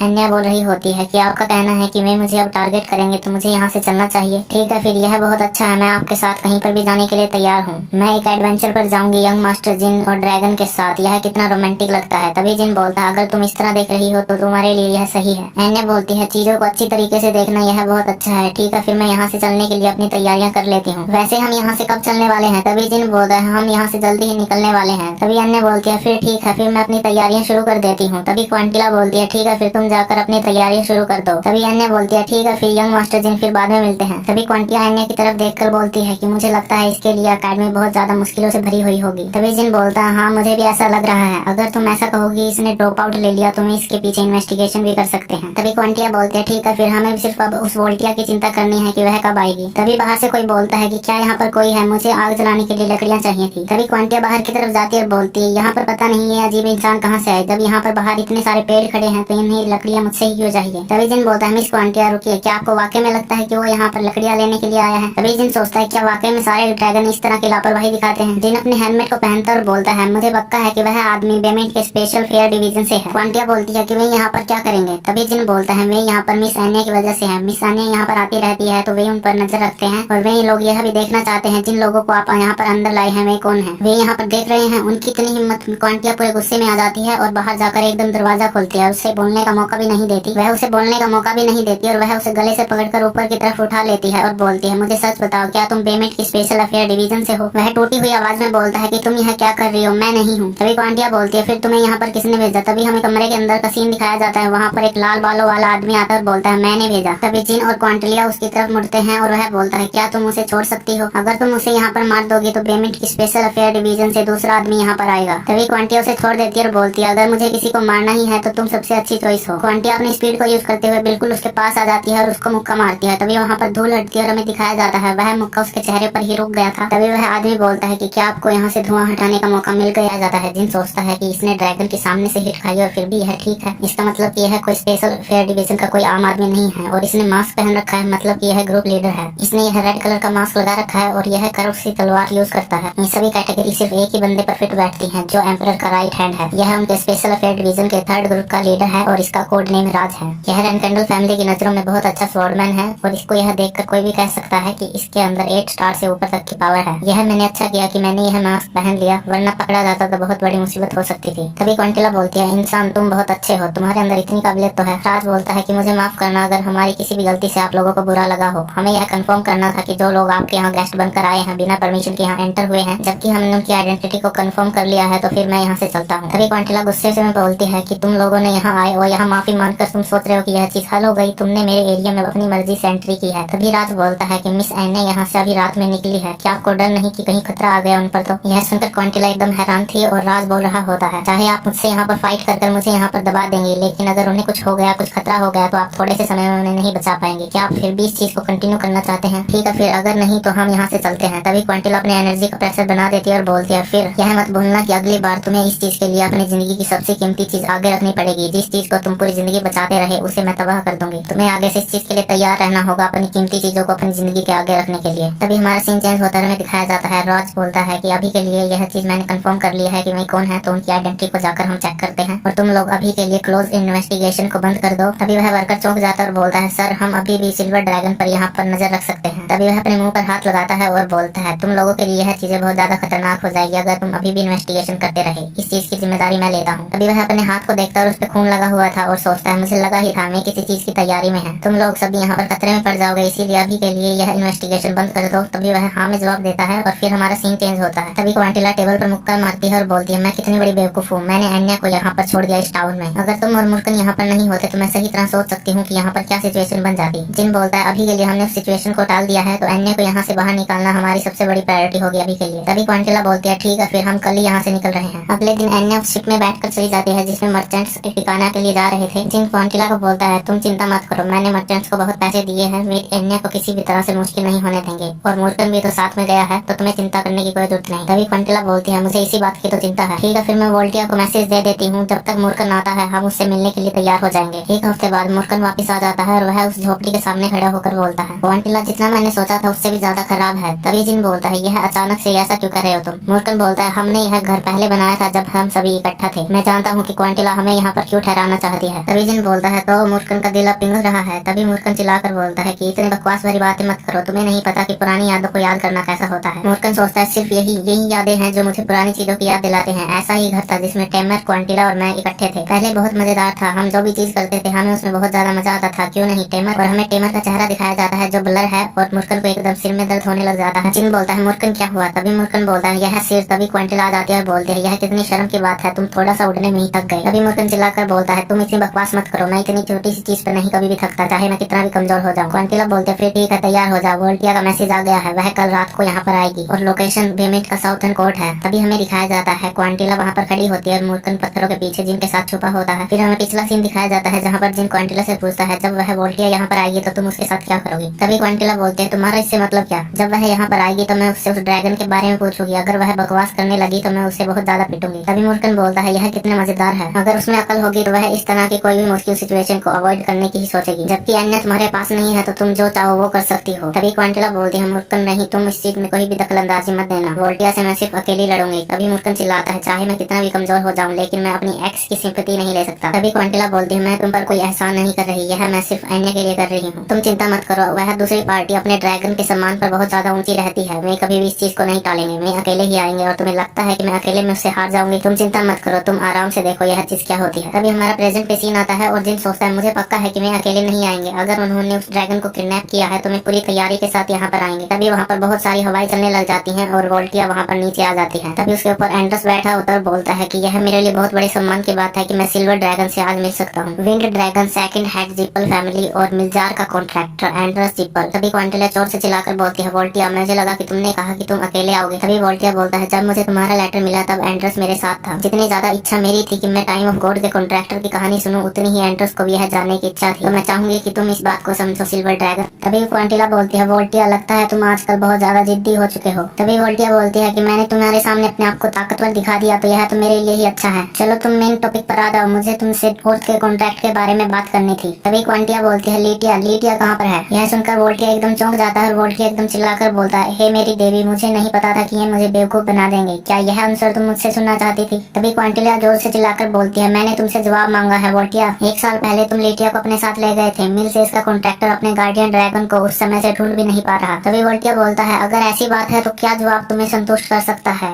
लीटिया अपना काम अच्छी तरह कर रहा है। तभी क्विंटिला जोर से चिल्लाती है, तुम्हारी इतनी हिम्मत मेरे साथ मजाक करने की? तभी वोल्टिया बोलती है कि मुझे नहीं पता कि तुम्हारा उस कॉन्ट्रैक्टर के साथ क्या रिश्ता है, लेकिन यह तुम्हारे लिए अच्छा होगा कि तुम जिप्पल के मामले से दूर रहो। तभी क्विंटिला जोर से चिल्लाती है, वोल्टिया तुम पागल हो चुके हो, तुमने एक नए ड्रैगन जिसको दुनियादारी का कुछ नहीं पता उसे किडनैप कर लिया है। तभी पत्थरों के पीछे छुपे हुए मूर्खन बोलता है, यह कमीना। तभी जिन बोलता है, यह कितना अकड़ू है। तभी वोल्टिया बोलता है, लगता है यह चीज इस तरह खत्म नहीं होगी। तभी वह अपनी उंगली को ऊपर की तरफ उठाता है, क्विंटिला के चारों तरफ हवा से वह भवंडर को खड़ा कर देता है। तभी वोल्टिया बोलता है, क्विंटिला हम तुम्हें ऑफर देते हैं, तुम अपने कॉन्ट्रैक्ट को हमें दे दो और हम तुम्हें जिंदा रहने देंगे। तभी क्विंटिला बोलती है, कितनी अच्छी बकवास है, एक पुरानी छिपकली जो मेरे आगे कुछ भी नहीं है। यह सुनकर वोल्टिया को पूरा गुस्सा आ चुका था और वह बोलती है, अगर इस चीज का कोई मसले का हल नहीं हो सकता। तभी वह अपने दोनों भवंडर्स को क्विंटिला की तरफ भेज देती है, वहाँ पर एकदम ब्लास्ट होता है, लेकिन क्विंटिला वहाँ पर अपने ड्रैगन फॉर्म ले लेती है और उसके दोनों अटैक से बच जाती है। और क्विंटिला बोलती है, मेरे पास भी तुम्हारे लिए एक ऑफर है। यह सुनकर वोल्टिया एकदम चौंक जाती है और क्विंटिला बोलती है कि तुम जल्दी से लीटिया को मुझे वापस कर दो और मैं तुम्हें बिना दर्द की मौत दे दूंगी। तभी एंड्रस जोर से हंसता और बोलता है, तुमने तो वोल्टिया के अटैक को बहुत आसानी से खत्म कर दिया, बहुत समय हो गया कि मैंने अपनी ताकत को अच्छी तरह यूज किया है, आज पहली बार मैं अपनी फुल ताकत से लड़ूंगा। और वह आसमान की तरफ अपनी माना को यूज करने लग जाता है, जिससे वहाँ पर बहुत बड़ी शील्ड बनने लग जाती है। तभी जिन उसे देखकर सोचता है कि यह 9 स्टार मेज की माना है, मेरे यह दोबारा जन्म लेने के बाद पहली बार है कि मैंने इसे देखा है। एंड्रस जिप्पल को रैनकैंडल फैमिली ने घर के दरवाजे से वापस भेज दिया था। यह जिप्पल फैमिली का अच्छा खासा मेंबर है, लेकिन हम भी देखना चाहते थे कि इसका लेवल कहाँ तक है। तभी उन सभी के चारों तरफ शील्ड बन जाती है और एंड्रस चिल्लाकर बोलता है, इकट्ठे हमला करो इस सिल्वर ड्रैगन ऑफ टाइम पर। तभी वह अपने विंड की मदद से क्विंटिला पर हमला करता और क्विंटिला सोचती है मुझे इससे बचना होगा। वह उड़ने की कोशिश करती है लेकिन वह उड़ नहीं पाती और वह अटैक उसे लगता है। क्विंटिला सोचती है कि मैं उड़ नहीं पा रही। तभी एंड्रस चिल्लाता है, लगता है हवा ने भी तुम्हारा साथ देना छोड़ दिया है, इस आइलैंड की सारी हवा मेरे कंट्रोल में है। तभी वोल्टिया हवा में उड़ती है और बोलती है कि मैं यहाँ यहाँ गॉड ऑफ विंड, यहाँ पर मेरी मर्जी के अलावा कोई उड़ भी नहीं सकता। तभी वोल्टिया अपने अटैक को तैयार कर रही होती है और बोलती है, क्वांटिया मुझे पता था तुम मेरे मुकाबले की कभी थी ही नहीं। तभी क्वांटिया बोलती है, यह बेवकूफ, क्या यह सब कुछ तैयार किया है तुमने मेरे ऊपर हमला करने के लिए? तभी एंडर्स बोलता है, नहीं नहीं, यह कहाँ काफी है। तुम्हें क्या लगता है कि मैं सिर्फ विंड को ही कंट्रोल कर सकता हूँ? तुम्हें दिखाता हूँ कि मैं क्या क्या कंट्रोल कर सकता हूँ। तभी वह अपनी लाइटनिंग पावर को भी एक्टिवेट कर लेता है और क्वांटिला की तरफ हमला करने के लिए तैयार था। तभी वोल्टिया बोलती है, सिल्वर ड्रैगन तुम्हें आज मरना होगा। तभी वे दोनों क्वांटिला की तरफ हमला कर देते हैं और जिन एकदम चिल्लाता है, मूर्खन। तभी मूर्खन बोलता है, नहीं नहीं बच्चे, अभी कुछ नहीं। ऐसा अभी दिखाई दे रहा है कि क्वांटिला बहुत ज्यादा मुश्किल में फंस चुकी है, लेकिन वे बेवकूफ अपनी ताकत पर बहुत ज्यादा घमंड कर रहे हैं। और तभी हमें दिखाया जाता है क्वांटिला के सिर पर एक सिल्वर कलर की रिंग चमक रही होती है और तभी क्वांटिला आसमान की तरफ उस रिंग को फायर कर देती है और तभी टाइम रुक जाता है और जिन बोलता है, टाइम टाइम रुक गया है। और तभी वे दोनों अटैक भी क्वांटिला के सामने रुक जाते हैं। क्वांटिला एकदम सांस को बाहर छोड़ती है और वे दोनों अटैक वहीं पर हट जाते हैं। एंड्रस यह देखकर पूरा चौंक चुका था और बोलता है कि इसकी टाइम कंट्रोल पावर ने तो मैजिक को भी रोक दिया। यह मेरा पहली बार है कि मैंने इस तरह की चीज को देखा है। तभी क्वांटिला बोलती है कि मैं तुम लोगों को आज फाड़ के रख दूंगी, तुम्हारा मुंह बहुत ज्यादा चल रहा है ना। यह सुनकर एंड्रस पूरा कांप से जाता है और वोल्टिया के ऊपर चढ़ा हुआ बोलता है, तुम्हें क्या लगता है तुमने एक स्पेल को रोक लिया तो तुम बहुत कुछ हो? वोल्टिया जल्दी से उठो और इसके ऊपर दोबारा से हमला करते हैं। वोल्टिया तुम क्या कर रही हो, जल्दी से इस पर हमला करो। तभी वोल्टिया मुंह खुले हुए खड़ी हुई थी और सोचती है, मैं अपने आप को हिला नहीं पा रही, क्या यह टाइम कंट्रोल की पावर है? क्वांटिया एकदम उठते हुए वोल्टिया के पास आती है और उसकी पूंछ पकड़कर उसे ऊपर उठा लेती है, जिसके कारण एंड्रस नीचे जाकर गिरता है और क्वांटिला ने वोल्टिया को ऊपर उठा रखा था, वह एकदम उसे जमीन में नीचे मार देती है, जिससे वहाँ पर बहुत बड़ा धमाका होता है और वोल्टिया नीचे पड़ी होती है। तभी क्वांटिला उसके ऊपर कूद जाती है और वह वोल्टिया एकदम चिल्लाती है और क्वांटिला अपने मुंह के जबड़े से उसके किसी हिस्से को एकदम पाड़ देती है, जिसके कारण वोल्टिया इतनी जोर से चिल्लाती है जैसे कि वो नरक में हो। और तभी एंड्रस भी चिल्लाता है, वोल्टिया। क्वांटिलिया ने वोल्टिया को नीचे गिर रखा था और अपने एक पंजे से उसके पंख को पकड़ा हुआ था और बोलती है, तेरे इतनी हिम्मत कैसे हुई? तुझ जैसे कमजोर जानवर में इतनी हिम्मत कहाँ से आई मेरे सामने बोलने की? और एंड्रस जोर से चिल्लाता है, रुक जाओ सिल्वर ड्रैगन, यह बहुत ज्यादा हो रहा है। तभी क्वांटिला जोर से चिल्लाती है, चुप बैठ जा मेज, इसके बाद तेरा भी हाल यही होगा। तभी क्वांटिला सोचती है, मैंने इसको संभालने, इस वोल्टिया को संभालने में अपनी ताकत बहुत ज्यादा यूज कर दी है, लगता है इस मेज को हैंडल करने के लिए मुझे जिन और मूर्खन की मदद लेनी पड़ेगी। तभी एंडर किसी चीज को ढूंढ रहा होता है और बोलता है, तुम बहुत ज्यादा आगे चली गई हो सिल्वर ड्रैगन। और वह एक अंडे को बाहर निकालता है और बोलता है, इतनी अकड़ सिर्फ ताकतवर लोगों के लिए ही सही होती है। यह देखकर मूर्खन पूरा चौंक चुका था, बोलता है, यह तो ऑर्गेनिक स्टोन है। और तभी एंड्रस उस पर अपनी खून की बूंदे गिर देता है। तभी उसमें से एक अजीब सी चीज बाहर निकलती है जिसके दांत थे और वह सांप की शेप में था। तभी मूर्खन बोलता है, इस चीज को तो पहले ही खत्म कर दिया गया था। यह देखकर जिन बिल्कुल ही कंफ्यूज था और मूर्खन बोलता है, यह चीज इसके पास कैसे? और वह चीज आसमान में उड़ रही होती है और एंड्रस से हाथ से कनेक्ट होती है। तभी वह चीज बहुत जोर से चिल्लाती है, जिसके कारण क्वांटिला पर भी बहुत ज्यादा प्रेशर बनता है और एंड्रस बोलता है, तुम सिल्वर ड्रैगन एक टाइम के कॉन्ट्रैक्टर और टाइम की पावर के साथ पैदा हुई हो, लेकिन तुमने यह गलती कर दी। इंसान हो, ड्रैगन हो या भगवान हो, सभी को जिप्पल फैमिली के हाथों में ही कंट्रोल होना है। और एंड्रस क्वांटिला की तरफ उससे हमले कर देता है और बोलता है, इस चीज को नकारो मत, इस चीज को एक्सेप्ट करो। क्वांटिला को पता नहीं काले से रंग की एक चीज लगती है और फिर हमें ओरिगन स्टोन के बारे में बताया जाता है। जब धरती पर बहुत ज्यादा खतरा आया था तो सभी भगवानों ने अपनी पावर से ओरिगन स्टोन को बनाया था, लेकिन बाद में भगवानों ने इस चीज को भी तबाह कर दिया था, क्योंकि यह इतनी ताकतवर थी जितने सभी गॉड थे तो यह धरती को भी खतरा पहुंचा सकती थी। और मूर्खन सोचता है, लेकिन इस चीज को तो पहले ही तबाह कर दिया जाना चाहिए था, यह इस मेज के हाथ में कैसे? तभी मूर्खन जोर से चिल्लाता है क्वांटिला, और क्वांटिला को वह चोट लगी हुई होती है और क्वांटिला बोलती है, यह क्या है? एंड्रस बोलता है, जहाँ तुम्हें होना चाहिए सिल्वर ड्रैगन, कमजोर को हमेशा ताकतवर के नीचे ही होना चाहिए। तभी एंड्रस चौंक जाता है क्योंकि मूर्खन वहाँ पर आ चुका था। मूर्खन ने अपनी ड्रैगन फॉर्म ले ली थी और बोलता है, मेज क्वांटिला से दूर हट जाओ। तभी एंड्रस बोलता है, ब्लैक ड्रैगन, इस दुनिया में सिर्फ 2 ही ब्लैक ड्रैगन है, तुम्हें देखकर तो यही लगता है कि तुम रैनकेंडल के मूर्खन हो। मूर्खन, लगता है तुम अपनी गहरी नींद से जाग चुके हो और तुम्हारे पीछे यह खड़ा है, यह तुम्हारा कॉन्ट्रैक्टर है। तभी जिन अपनी कैप को उतार देता है और एंड्रस बोलता है, तू सबसे छोटा है रैनकेंडल फैमिली में और तेरा नाम जिन रैनकेंडल है, जिसने अपने घर को अभी ज्यादा समय नहीं हुआ छोड़ा हुआ। मैं तो यहाँ पर और का कॉन्ट्रैक्ट लेने के लिए आया था, लेकिन मुझे नहीं पता था कि मेरा खाना इतना ज्यादा बड़ा हो जाएगा। अब चीजें बराबर की हो गई है, मैं अपने इस दोस्त को उठा देता हूँ जो गहरी नींद में सोया हुआ है। तभी ओरिगन स्टोन का वह शैतान जाकर उस ड्रैगन के पास में कुछ मंत्र पढ़ने लग जाता है, जिससे वह एकदम आँख खोल लेता है और उसके अंदर ब्लैक कलर की एनर्जी इकट्ठा होने लगती है। तभी वोल्टिया के अंदर बहुत सारी काली एनर्जी इकट्ठा होने लग जाती है और वोल्टिया बोलती है, मेरे को तो लगा था कि तुम मर चुके हो। तभी मूर्खन बोलता है, कमीने। तभी वोल्टिया बोलती है, तुमसे मिले हुए बहुत समय हो गया मूर्खन। तभी वे एक दूसरे से लड़ने लग जाते हैं और उन दोनों का एकदम सिर बैठता है। तभी मूर्खन बोलता है, कीड़े यहाँ से दफा हो जा। तभी वोल्टिया बोलता है, तुम तो पहले से ज्यादा कमजोर हो चुके हो, लेकिन तुम्हारे शब्दों में इतनी कठोरता पहले की जैसी है। तभी वोल्टिया एनर्जी बॉल को बनाने लगती है मूर्खन पर हमला करने के लिए और बोलती है, मूर्खन जाके दोबारा सो जा। तभी मूर्खन भी वहाँ से अपनी शैडो एनर्जी को यूज कर गायब सा होने लगता है और वोल्टिया का वह अटैक मूर्खन के आर पार हो जाता है, लेकिन मूर्खन को कुछ भी नहीं होता और मूर्खन अपनी शैडो एनर्जी की मदद से वोल्टिया के पीछे अपने आप की छवि को बनाने लगता है और वोल्टिया बड़े एकदम मुक्के से वार कर देता है। तभी वहाँ पर ब्लास्ट होता है और वोल्टिया ने मूर्खन के मुक्के को रोक लिया था और बोलती है, अच्छा है, मुझे लगा था कहीं तुम पहले से बहुत ज्यादा कमजोर ना हो गए हो। तभी वोल्टिया और मूर्खन एक दूसरे पर अपनी अपनी ड्रैगन ब्रेथ को यूज करने वाले थे और वोल्टिया बोलता है, तभी वोल्टिया बोलता है, तुम्हें मूर्खन खुश होना चाहिए कि मैं एक लेजेंड को आज मारूंगा। तभी मूर्खन बोलता है, कमीने अपने आप पर खुश होना बंद कर दे। तभी हमें क्वांटी और एंड्रस का सीन दिखाया जाता है। एंड्रस बोलता है, मैं तुम्हें आसानी से जाने देने वाला था, लेकिन अब तुमने मुझे यह चीज करते हुए देख लिया है तो मुझे तुम्हें मारना पड़ेगा। तभी एंड्रस को एकदम जिन का होने का एहसास होता है और जिन उसकी तरफ हमला करने के लिए आ रहा होता है। तभी एंड्रस बोलता है, मैं तो तुम्हारे बारे में भूल ही गया था जिन रेनकेंडल, लेकिन एक बच्चे का इस तरह दखल अंदाजी देने से यहाँ पर कुछ भी चेंज नहीं होने वाला। और जिन ने वहाँ पर अपनी लाइट बॉल को भी एक्टिवेट कर रखा था। तभी जिन उस लाइट फ्लैश को एंड्रस की तरफ घेर देता है और तभी एंड्रस जोर से चिल्लाता है। यह देखकर वोल्टिया एकदम एंड्रस की तरफ मुड़ती है और उसे एंड्रस की आवाज आती है। जिन अपनी तलवार लेकर एंड्रस की तरफ बढ़ रहा होता है और वोल्टिया एकदम एंड्रस की तरफ चिल्लाती है और उसकी तरफ भागती हुई चली जाती है। मूर्खन यह देखकर एकदम हैरान था और तभी वह जिन की तरफ देखकर बोलता है, बच्चे बचो। जिन पर बचने का टाइम भी नहीं था और एकदम वोल्टिया ने अपनी पूंछ से जिन को मारा था। जिन बहुत ज्यादा दूर जाकर एक दीवार में भिड़ता है और वहाँ नीचे गिर जाता है। अपनी तलवार को पकड़े हुए वह बैठा हुआ था। तभी जिन बिल्कुल ही हैरान हो जाता है क्योंकि उस पर दो चीजें एक साथ हमला कर रही थी, एक तो वोल्टिया ड्रैगन और एक ओरिगन स्टोन। तभी जिन एकदम एक झटका मारकर अपने गले में से वह लॉकेट लेता है और पूरा जोर लगाकर जमीन पर तोड़ देता है। तभी आसमान में एक तारे की तरह लाइट चमकती है। तभी उन सभी के बीच में बहुत बड़ी लाइट चमक रही होती है और तभी लूना की आवाज आती है, तूने मुझसे मिलने की एक भी बार कोशिश नहीं की। लूना अपनी तलवार लेकर जिन के सामने खड़ी होती है और बोलती है, लेकिन लगता है कि तेरे सामने बहुत ज्यादा खतरनाक सिचुएशन आकर खड़ी हो गई है छोटे। तभी एंड्रस लूना को देखकर सोचता है, यह तो व्हाइट वेल है। तभी लूना उसकी तरफ देखकर बोलती है, जिप्पल फैमिली का सेकंड हैंड और एक विंड ड्रैगन, यह सब कुछ काफी है अपनी बहन को बुलाने के लिए। छोटे, तूने अभी तक अच्छा काम किया इन सभी को संभाल कर, क्या तुझे चोट लगी है? तभी जिन बोलता है, हाँ मैं इन्हें बड़ी मुश्किल से संभाल पाया, लेकिन बड़ी सिस्टर आपका बहुत ज्यादा शुक्रिया, आप यहाँ पर आई। लूना जिन की तरफ देख रही होती है और फिर अपनी तलवार को कसकर पकड़ती है और बोलती है, एंड्रस जिप्पल, क्या तेरे मुंह में जुबान नहीं है? तू बोलेगा भी या नहीं? और लूना ने अपना दबाव बना रखा था और बोल रही होती है, मैं चाहूंगी कि तुम मुझे एक्सप्लेन करो कि तुम मेरे भाई के मामले के साथ क्यों मिले हुए हो। तभी जिन सोचता है, हमारा अपोनेंट जिप्पल फैमिली का सेकंड हेड है और एक विंड ड्रैगन जिसके पास गॉड की पावर वाला आर्टिफैक्ट है। यह चीज मेरी बहन को संभालने के लिए भी बहुत ज्यादा मुश्किल होने वाली है, लेकिन मुझे एक बात का पक्का है कि यह खेल अब खत्म होने वाला है। तभी मूर्खन वहाँ पर आता है और बोलता है, बच्चे चलो पीछे हट जाते हैं। तभी जिन मूर्खन की तरफ देखता है और मूर्खन बोलता है, मुझे माफ करना, मैं उसे संभाल नहीं पाया, उसके पास विंड कंट्रोल करने की एबिलिटी थी। लेकिन बच्चे, तुम्हारे पास बहुत अच्छी बहन है, अगर वह थोड़ी सी भी देर हो जाती उसे आने में तो तुम यहाँ पर खत्म हो सकते थे। शुक्र मनाओ कि तुम अभी जिंदा हो। और तभी हमें एंड्रस का घाव दिखाया जाता है जो अपने आप हील हो रहा था। तभी एंड्रस बोलता है, मुझे कभी नहीं लगा था कि यह भी मौका आएगा कि व्हाइट वेल मेरे सामने खड़ी होगी, लेकिन इसके कारण मेरी एक चीज कंफर्म हो गई है। रेनकेंडल फैमिली ने जिप्पल फैमिली को किया हुआ वादा तोड़ दिया है। लूना, तुम्हारा भाई मैजिक यूज करता है, इस चीज को जिप्पल फैमिली आसानी से नहीं जाने देगी। तभी लूना मुस्कुराते हुए बोलती है, ऐसा है क्या? लेकिन तुम्हें इस चीज की चिंता करने की कोई जरूरत नहीं है क्योंकि तुम इस चीज को अपनी फैमिली में बता ही नहीं पाओगे। तभी एंड्रस एकदम चौंक जाकर बोलता है, तेरी इतनी हिम्मत? एंड्रस लूना पर अपने ओरिगन स्टोन से हमला कर देता है और बोलता है, तुझे नहीं पता कि तुम्हारी क्या वैल्यू है, तू किसके साथ पंगा ले रही है। तभी लूना एक स्लैश मारती है और एंड्रस का वह अटैक एकदम हवा में खत्म हो जाता है। एंड्रस भी यह देखकर पूरा चौंक चुका था और लूना बोलती है, अब तक जितने भी मैं जिप्पल फैमिली के मेंबर से मिली हूँ वे सभी बहुत ज्यादा बातें करते हैं,